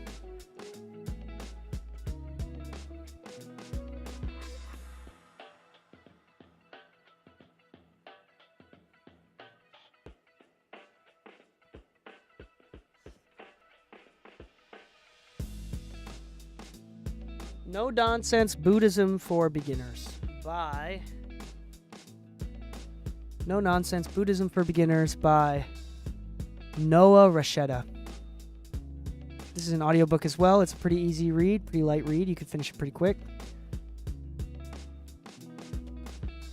Really great book. Highly recommend. Kind of give you a intro into Buddhism and the Buddha's teachings. One of the things that he taught that I really like, one of my favorite things, and I'm going to put it in modern phrases here. Carlo Rovelli, The Order of Time, is a good book on the impermanence of time from a scientific perspective. Ooh, interesting. That's super interesting. I'll have to look that one up. But anyway, one of my favorite stories from Buddha, or something Buddhist, right?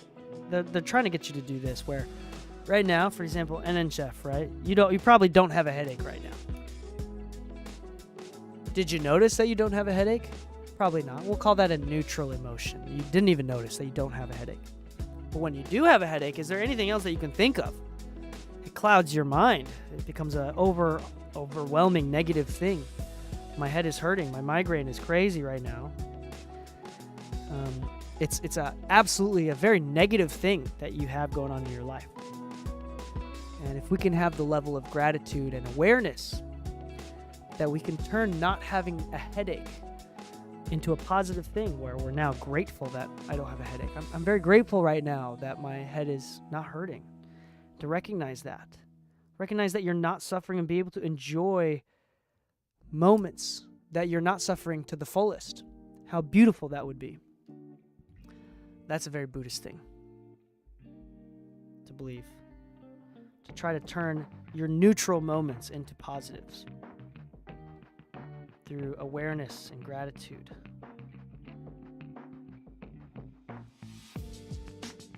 It's very, very amazing sense of teachings, philosophical teachings. I highly recommend. All right, we're done with this first batch here. Thanks for hanging out with me during this rant. Oh, what? Uh-oh, I think I messed up on this one.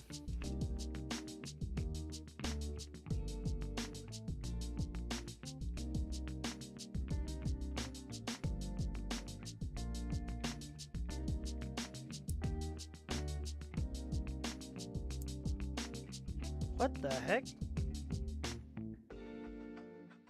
Why is this one not going down? Did I mess up with all of these? No way. Oh no, this one's just broken.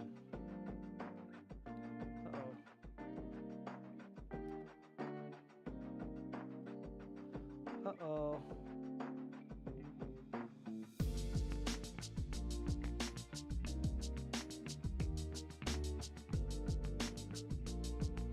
Uh-oh. Uh-oh. I think I just broke this one. I think I just totally just broke that one. Oops. Breaking open another one. Oopsies. I just need the bottom housing. Let me leave the bottom housing real quick.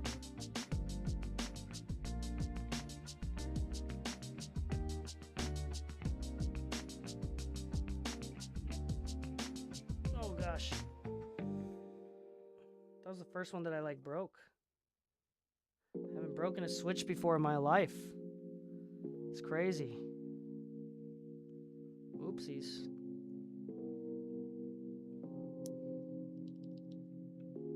Great. All right, last one.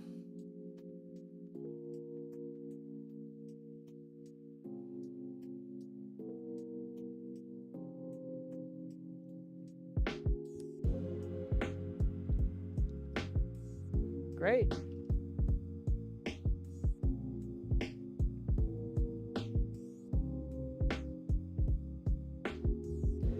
Should I start doing another set right now? For the sake of time, I'll probably finish up here.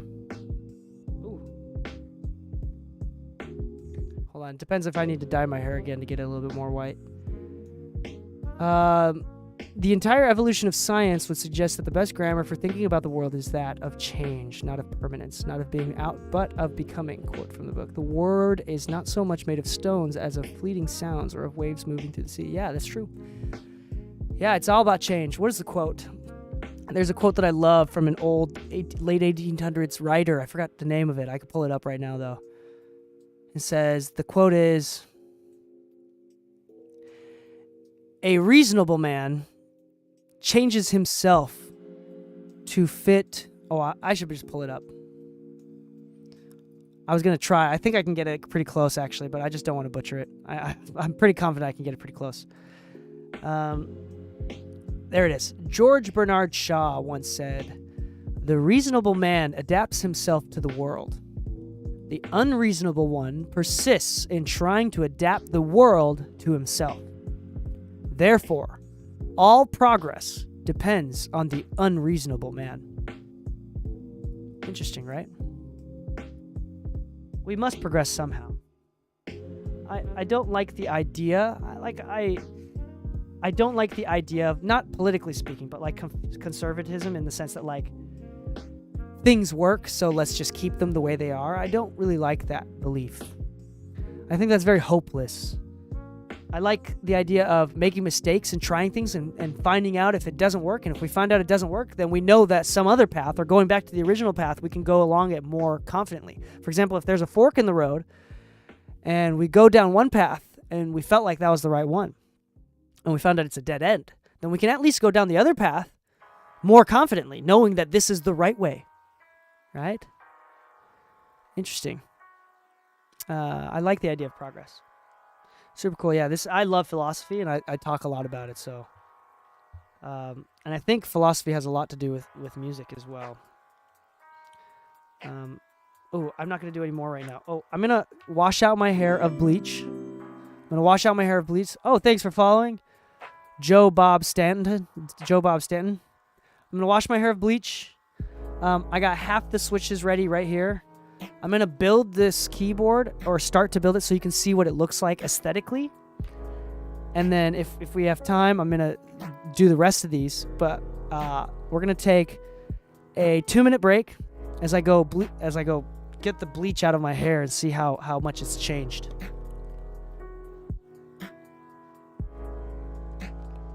Usually my wife and I do 2 rounds because my hair is just so damn black and thick. Give me 1 second. I'll be right back.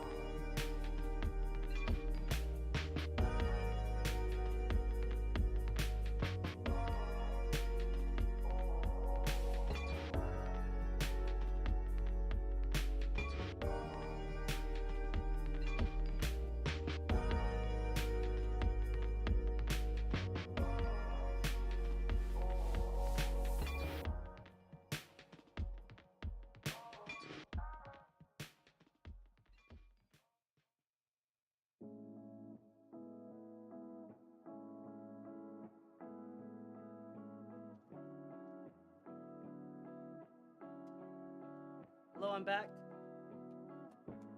Bill Nye, though, what up? Okay, we're back. So you can tell the bottom is now brown. So we go a second round. We're gonna go a second round actually. So we'll probably do like another 45 minutes after it gets done. Try to get this alleviated. The tip tops are now like super platinum white, and then still towards the roots is like brown yellow. It's kind of cool right now. It's like very gradient, but we want it to be not super white. We're probably not gonna do it. You used to have to do it a third time every single time, but recently I haven't been dyeing my hair purple. I used to dye my hair like lavender. You can tell I really like lavender. But recently I've just been lazy. I hated purple because it was just getting... I'd have to redo it like every week. Anyway, I'm going to take a break on lubing these things. Move this off to the side for a second. I'm going to show you the building process of the actual keyboard. So, again, if you're just joining us, I'm building this keyboard for a friend. One of my mentors, Leslie Brathwaite. Here's the keyboard. Very beautiful. Whole metal. This is super heavy. This keyboard is ultra heavy. This is my wife. Thank you so much. Did anybody listen to the podcast episode that I did with my wife? Was that fun to listen to?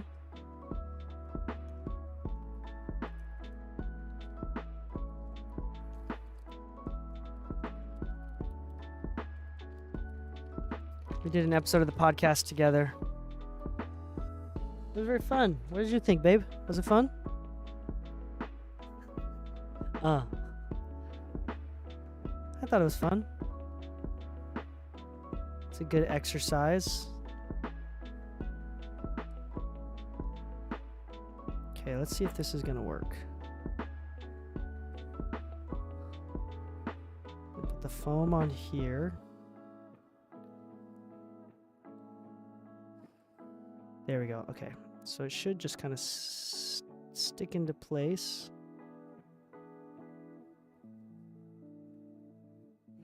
So this is for acoustic dampening. Kind of adding some more mass. It's just a piece of foam that's cut out for the bottom of this PCB. Just a piece of foam.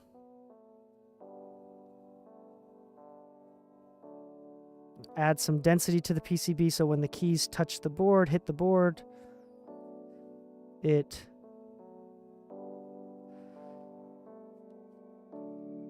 we're gonna do that there. I think I saw some O-rings for like a gasket O-ring mount. Ooh, I see a few different things here. Are these O-rings? Oh my gosh, it is O-rings. It's actually O-rings for like a gasket mount. Oh, dope. Okay, we're gonna do that. This is gonna be a fun build. I've never done this before with the tofu. Super cool. First off, we're gonna put some... Try not to move. Haven't heard it, but I need to catch up with the podcast. I've been slacking on that. Yeah, slacker. No, I'm teasing. Let me put these little rubber feet on the bottom of this keyboard. Go 1, 2. No, you do your thing, babe. No worries, I can't really. I'm gonna have to move my head. I'm sorry.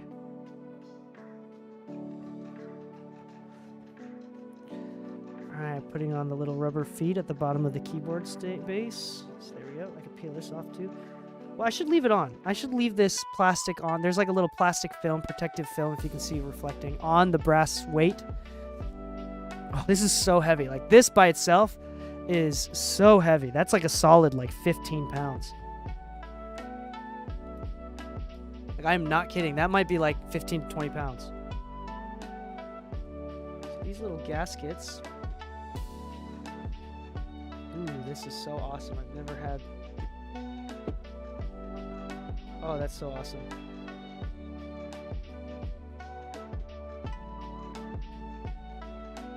Oh, never mind. Oh, okay. Oh, never mind. It's not gasket mounted. It's just covering the little pinholes so it's not directly on the metal. Interesting. So it's still bottom mount, tray mount. Okay.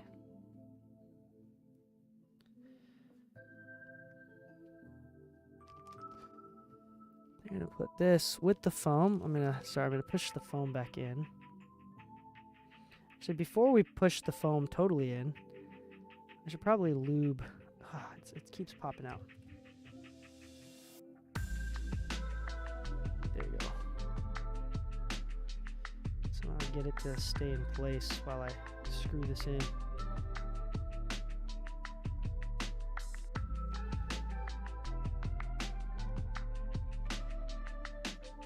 Ooh, so we have, with the podcast, we have 3 episodes a week now instead of 1. So for exclusive listeners, you can go to mixingmusicpodcast.com/exclusive. For $4 a month, you can sign up for the exclusive episodes. My goodness, it just keeps peeling off. This is upsetting. This is disturbing. I'll just put it at the bottom right here like this. Oh, that works great. Oh shoot, the little foam thing. Put that back in, put that in there. There we go. Perfect, beautiful. Okay, actually before we put this in, I'm gonna put more lube on these stabilizers. Like an actual substantial amount of lube on these stabilizers.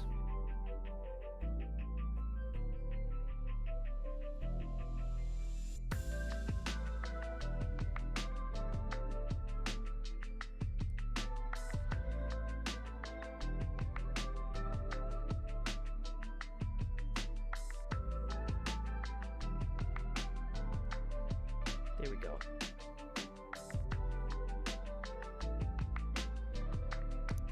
More lube in there.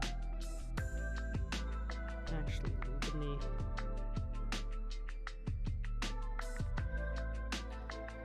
Let's see what this is going to be like.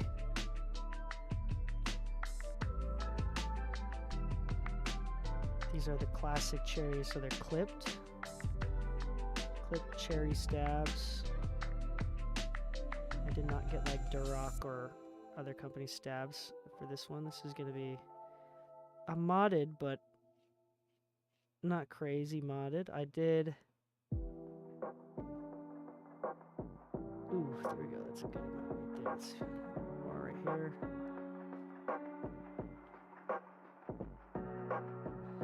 Okay, 2 more. As it was. You know it's not the same as it was.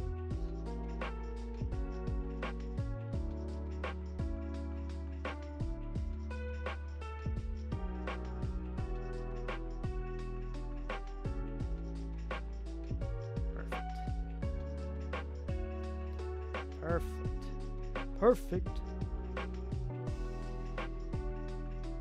Some lube in the stabilizers. The stabilizers are the things that kind of make the long one. So like the space bar, if I hit it on the right side, it actually like goes all the way down evenly. If there's no stabilizer, it kind of like tip and lean to one side. So we're trying to avoid that. Trying to make sure that the space bar goes down evenly. Same with like the larger shift button.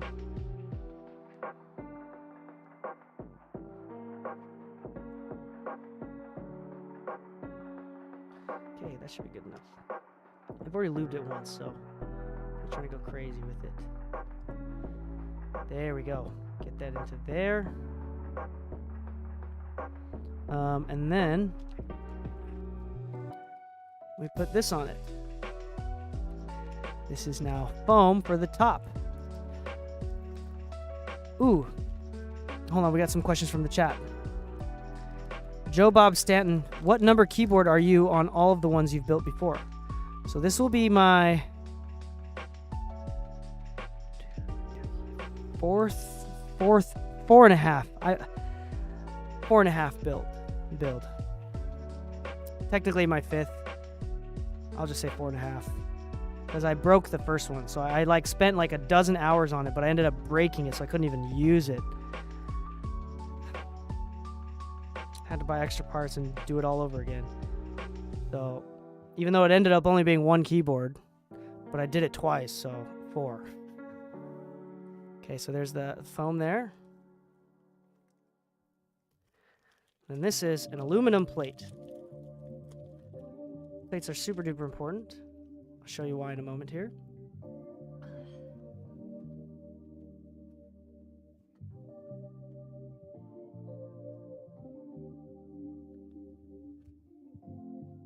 Okay. A little bit of give. Hold on. Never mind. Where's that screwdriver that I was using? Can I use these? Can I use this? Sorry, babe. Hold on. 1 second. Dozo. Arigatou gozaimasu. Okay, now we're gonna screw. Oh, that's not gonna work. I'm gonna start popping these in. So you should be able to just pop them in. Boom. Make sure the legs are straight. Should just click in.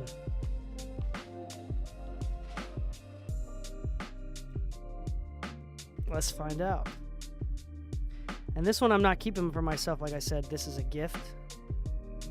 So I have like a little software here that lets me test the keyboard.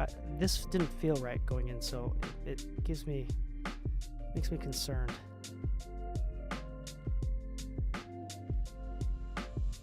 Well, it says that it's reading correctly, so that's good. Moving this one. Now we're gonna go into this one here. Oop.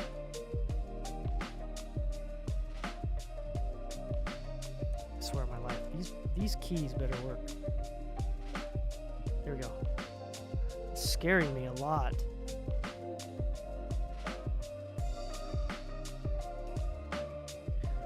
Oh my gosh, see, that scares me a lot. Like, I shouldn't have to put that much pressure on it.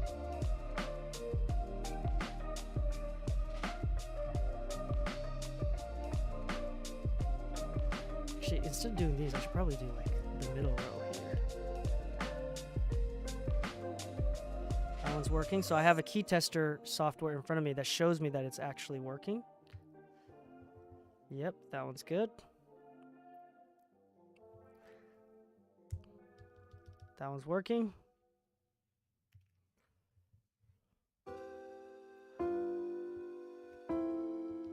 That one's working. That one's working. Ooh, that one's tough. Ooh, this one's scaring me. Hold on. Pull it off, pull it off. Again, it shouldn't be that tough to stick in there. That's what she said. Yeah, it's just like stuck. There we go. I wonder why it's getting so stuck. It's probably just not fully closed or something. Yeah, that's what it is. They're not fully closed. Yeah, that's definitely what it is. They're not fully closed. I'm gonna pop this one back out and see if I can.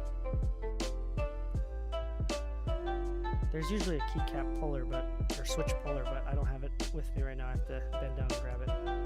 Hold on, babe. Sorry, can I do it real quick? Sorry, I just need to grab this switch puller. Oh, that was super easy. Okay, let's make sure the housing is fully closed. Yep, and it should be now easy to pop back in. Yep, easy! What the heck?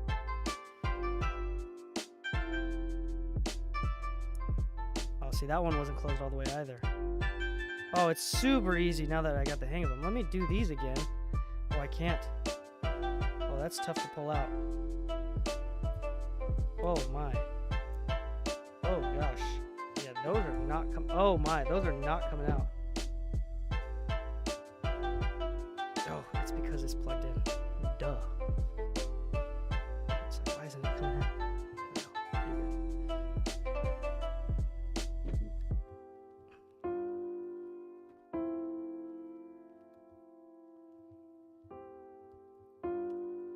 Yeah, like it should be way easier to pop out.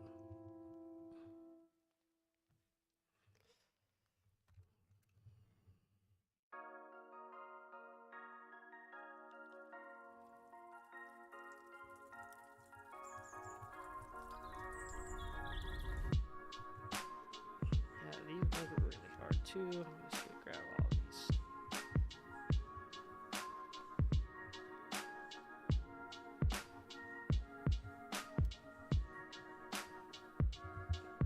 Is that the one that's the one I already did, right? So I'm good. Sandwich back in there. Oh, the phone. Get in there. Squeeze your booty in there. Okay, good. Okay, that looks good. Just make sure these housings are closed. They're closed now. They closed when I pulled them out. So it should be really easy to put in. Oh yeah, super easy to put in. Okay, let me put the cable back in. So we can keep testing the switches. Yep, that one's good to go.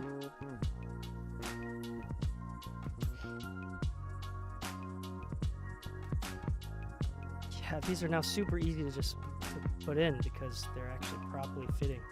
Oh yeah, that one still wasn't closed all the way. So now it should be really easy.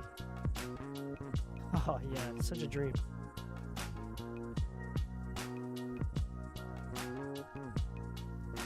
Ooh, that is not working at all. Interesting, I wonder why.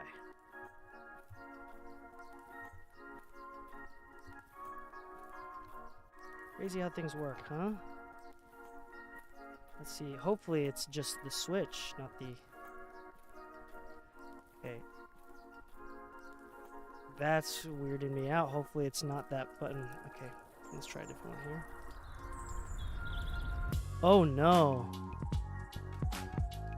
The H is not actually working. Uh-oh, we're gonna have to figure out why. I might have to pull out the solder kit. I'm gonna skip that one.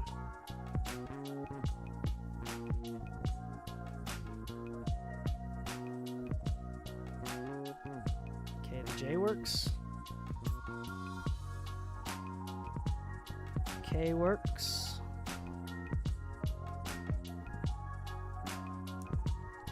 L works.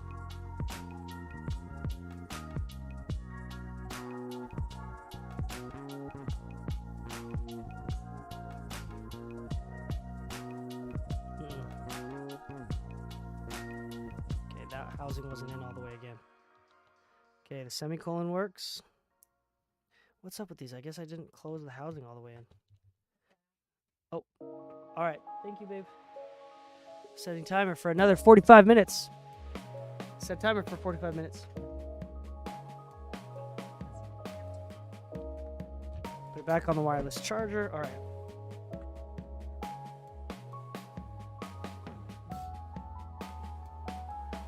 It's on the enter key. Enter works great. Let's put it on the space bar. Spacebar works great. Let's put it on the left shift key. That one works great. The backspace key. That one works great. This, I wonder why the H isn't working. I really hope I don't have to solder anything.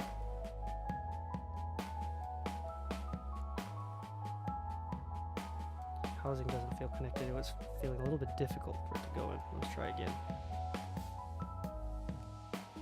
Okay, T is good. So these are called hot swap PCBs. Hot swap means that you can just pull them in and out. You don't have to solder the switches in. All of my keyboards, including this one, they're all soldered. Way soldered. I can't pull the switches out. I can't retouch them up or switch them out. Hot swap is cool. It doesn't sound as good as solder because solder it's a little bit more stable. So it's like a little bit more solid. But hot swap is really nice because then you can switch out switches. So if you don't like the feel or the look of one, then you can change it out. It's a lot more customizable in that sense, but they're just sitting in there. So it's not technically, so it's not like a permanent thing. It's not like super solid in there. So it doesn't sound as stable to enthusiasts. Does it matter? No, not really. I recommend everybody gets hot swap if they want to get into like the customization of it. I think as a hobbyist, it's better to get hot swap. And I think the marginal difference in sound that soldered versus hot swap is. I think it's also easier to build with a hot swap board because, I mean, look at this. I don't have to solder anything. I can just stick these switches in.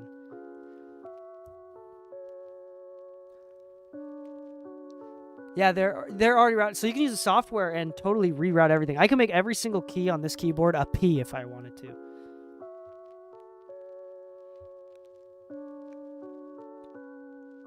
So yeah, they're already routed. I just have to, the placement of the keycaps are decided.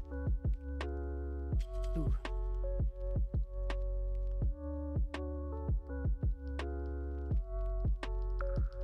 Ooh, that one's not working either. Again, a little bit scary. I wonder why.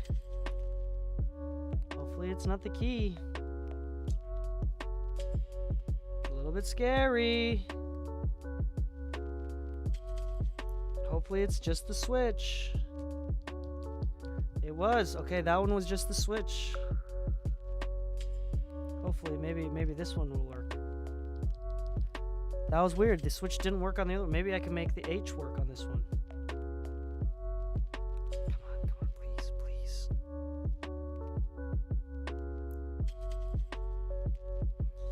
Please don't let me have to solder. Oh, it works. Oh, yes. Okay, sweet. I don't have to solder anything. Okay, so I have a few switches here. I have time to lube the rest of them. But just to kind of build excitement, I'm going to start putting the keycaps on so we can kind of see what it looks like.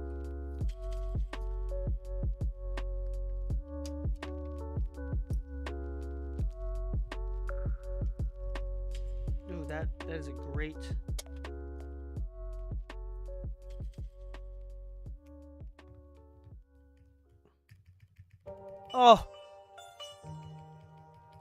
Oh, that's better. I did a better job on this than my own keyboard. Oh, that's so good. I know you can't really hear it. Maybe I'll take off the noise suppression and put the mic up close. Hold on, give me a second. Edit filters. Noise suppression, I'll turn that off for a second here.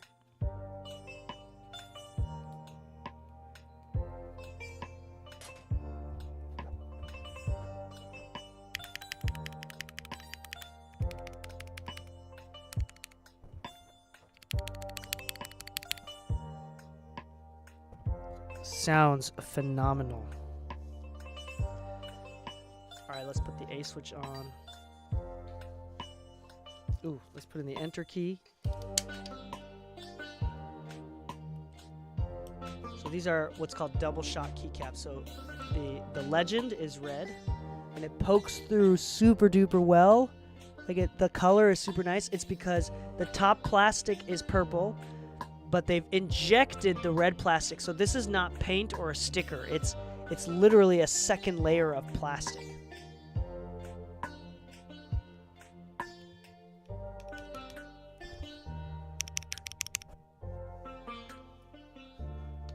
think it's all right to put in a few keys here. I think it's all right to put in a few keys.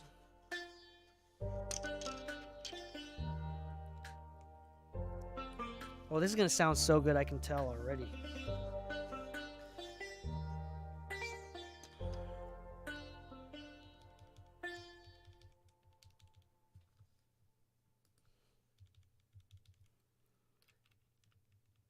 H.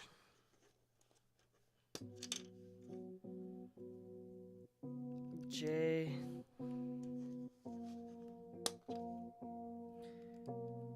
K. They sound so good. You know, pushing P. Pushing P. I'm pushing P.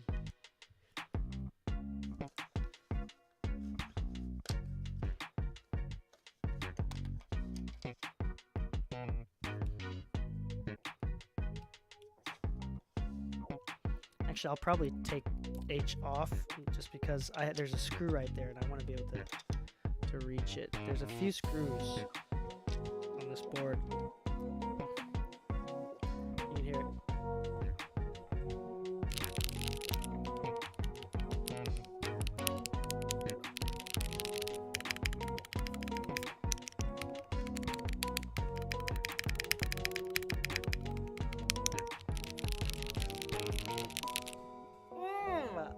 Very clacky. Very clacky. Classic metal keyboard sound with an aluminum plate. Very high pitched. Sounds beautiful. Actually, what I'm going to do is I'm going to make... I should have changed this out before. I'm planning on doing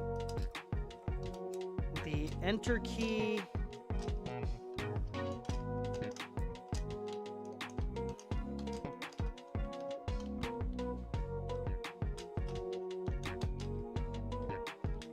I'm struggling. I'm planning on making the enter key actually red. And same with the escape key. Planning on making the escape key red as well. So kind of accents. Woo! Sheesh. Sheesh. Sheesh. Oh, I can't wait to see the whole board finished. It's gonna look so damn good. Okay, so we're gonna leave this as is. Let's change the colors because I don't like the blue that it's doing right now. Let's change colors here.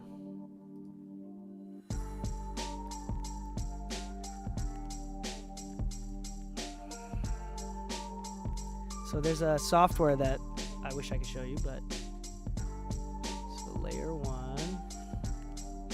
Oh crap. No, I can't turn it off until I have more switches. I forgot about that. Anyway, look how it's looking so far. That spacebar sounds so good. This is compared to my personal one.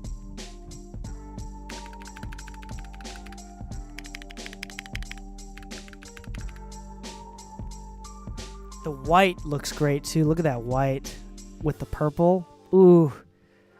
This is gonna look so good. So good. We're gonna move on though. I should not have opened this bag. It's alright.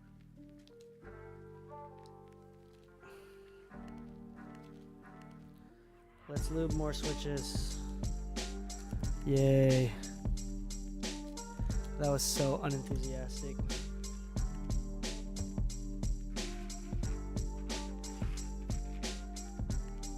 Gotta break these open individually again.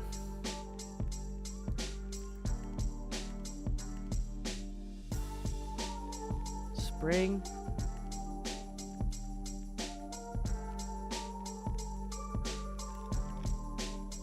Maybe I'll put the springs in here this time. Okay. Housing I'll put over here.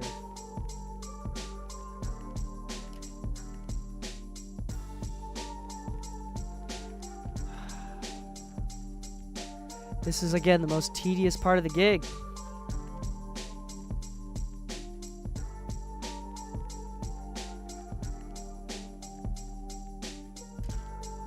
How y'all doing though? Anybody new in the chat? Want to say hi? Who's new in the chat?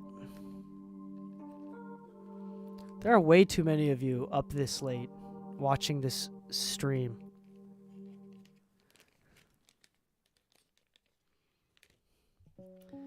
Yo, this is like the most boring shit you could watch. You have the entire internet. You realize like Skyrim exists. Like you could be doing anything else. Am I entertaining? I hope I am.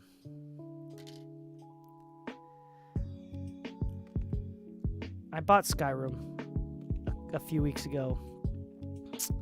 I've already put in 70 hours into the game. That's how my life's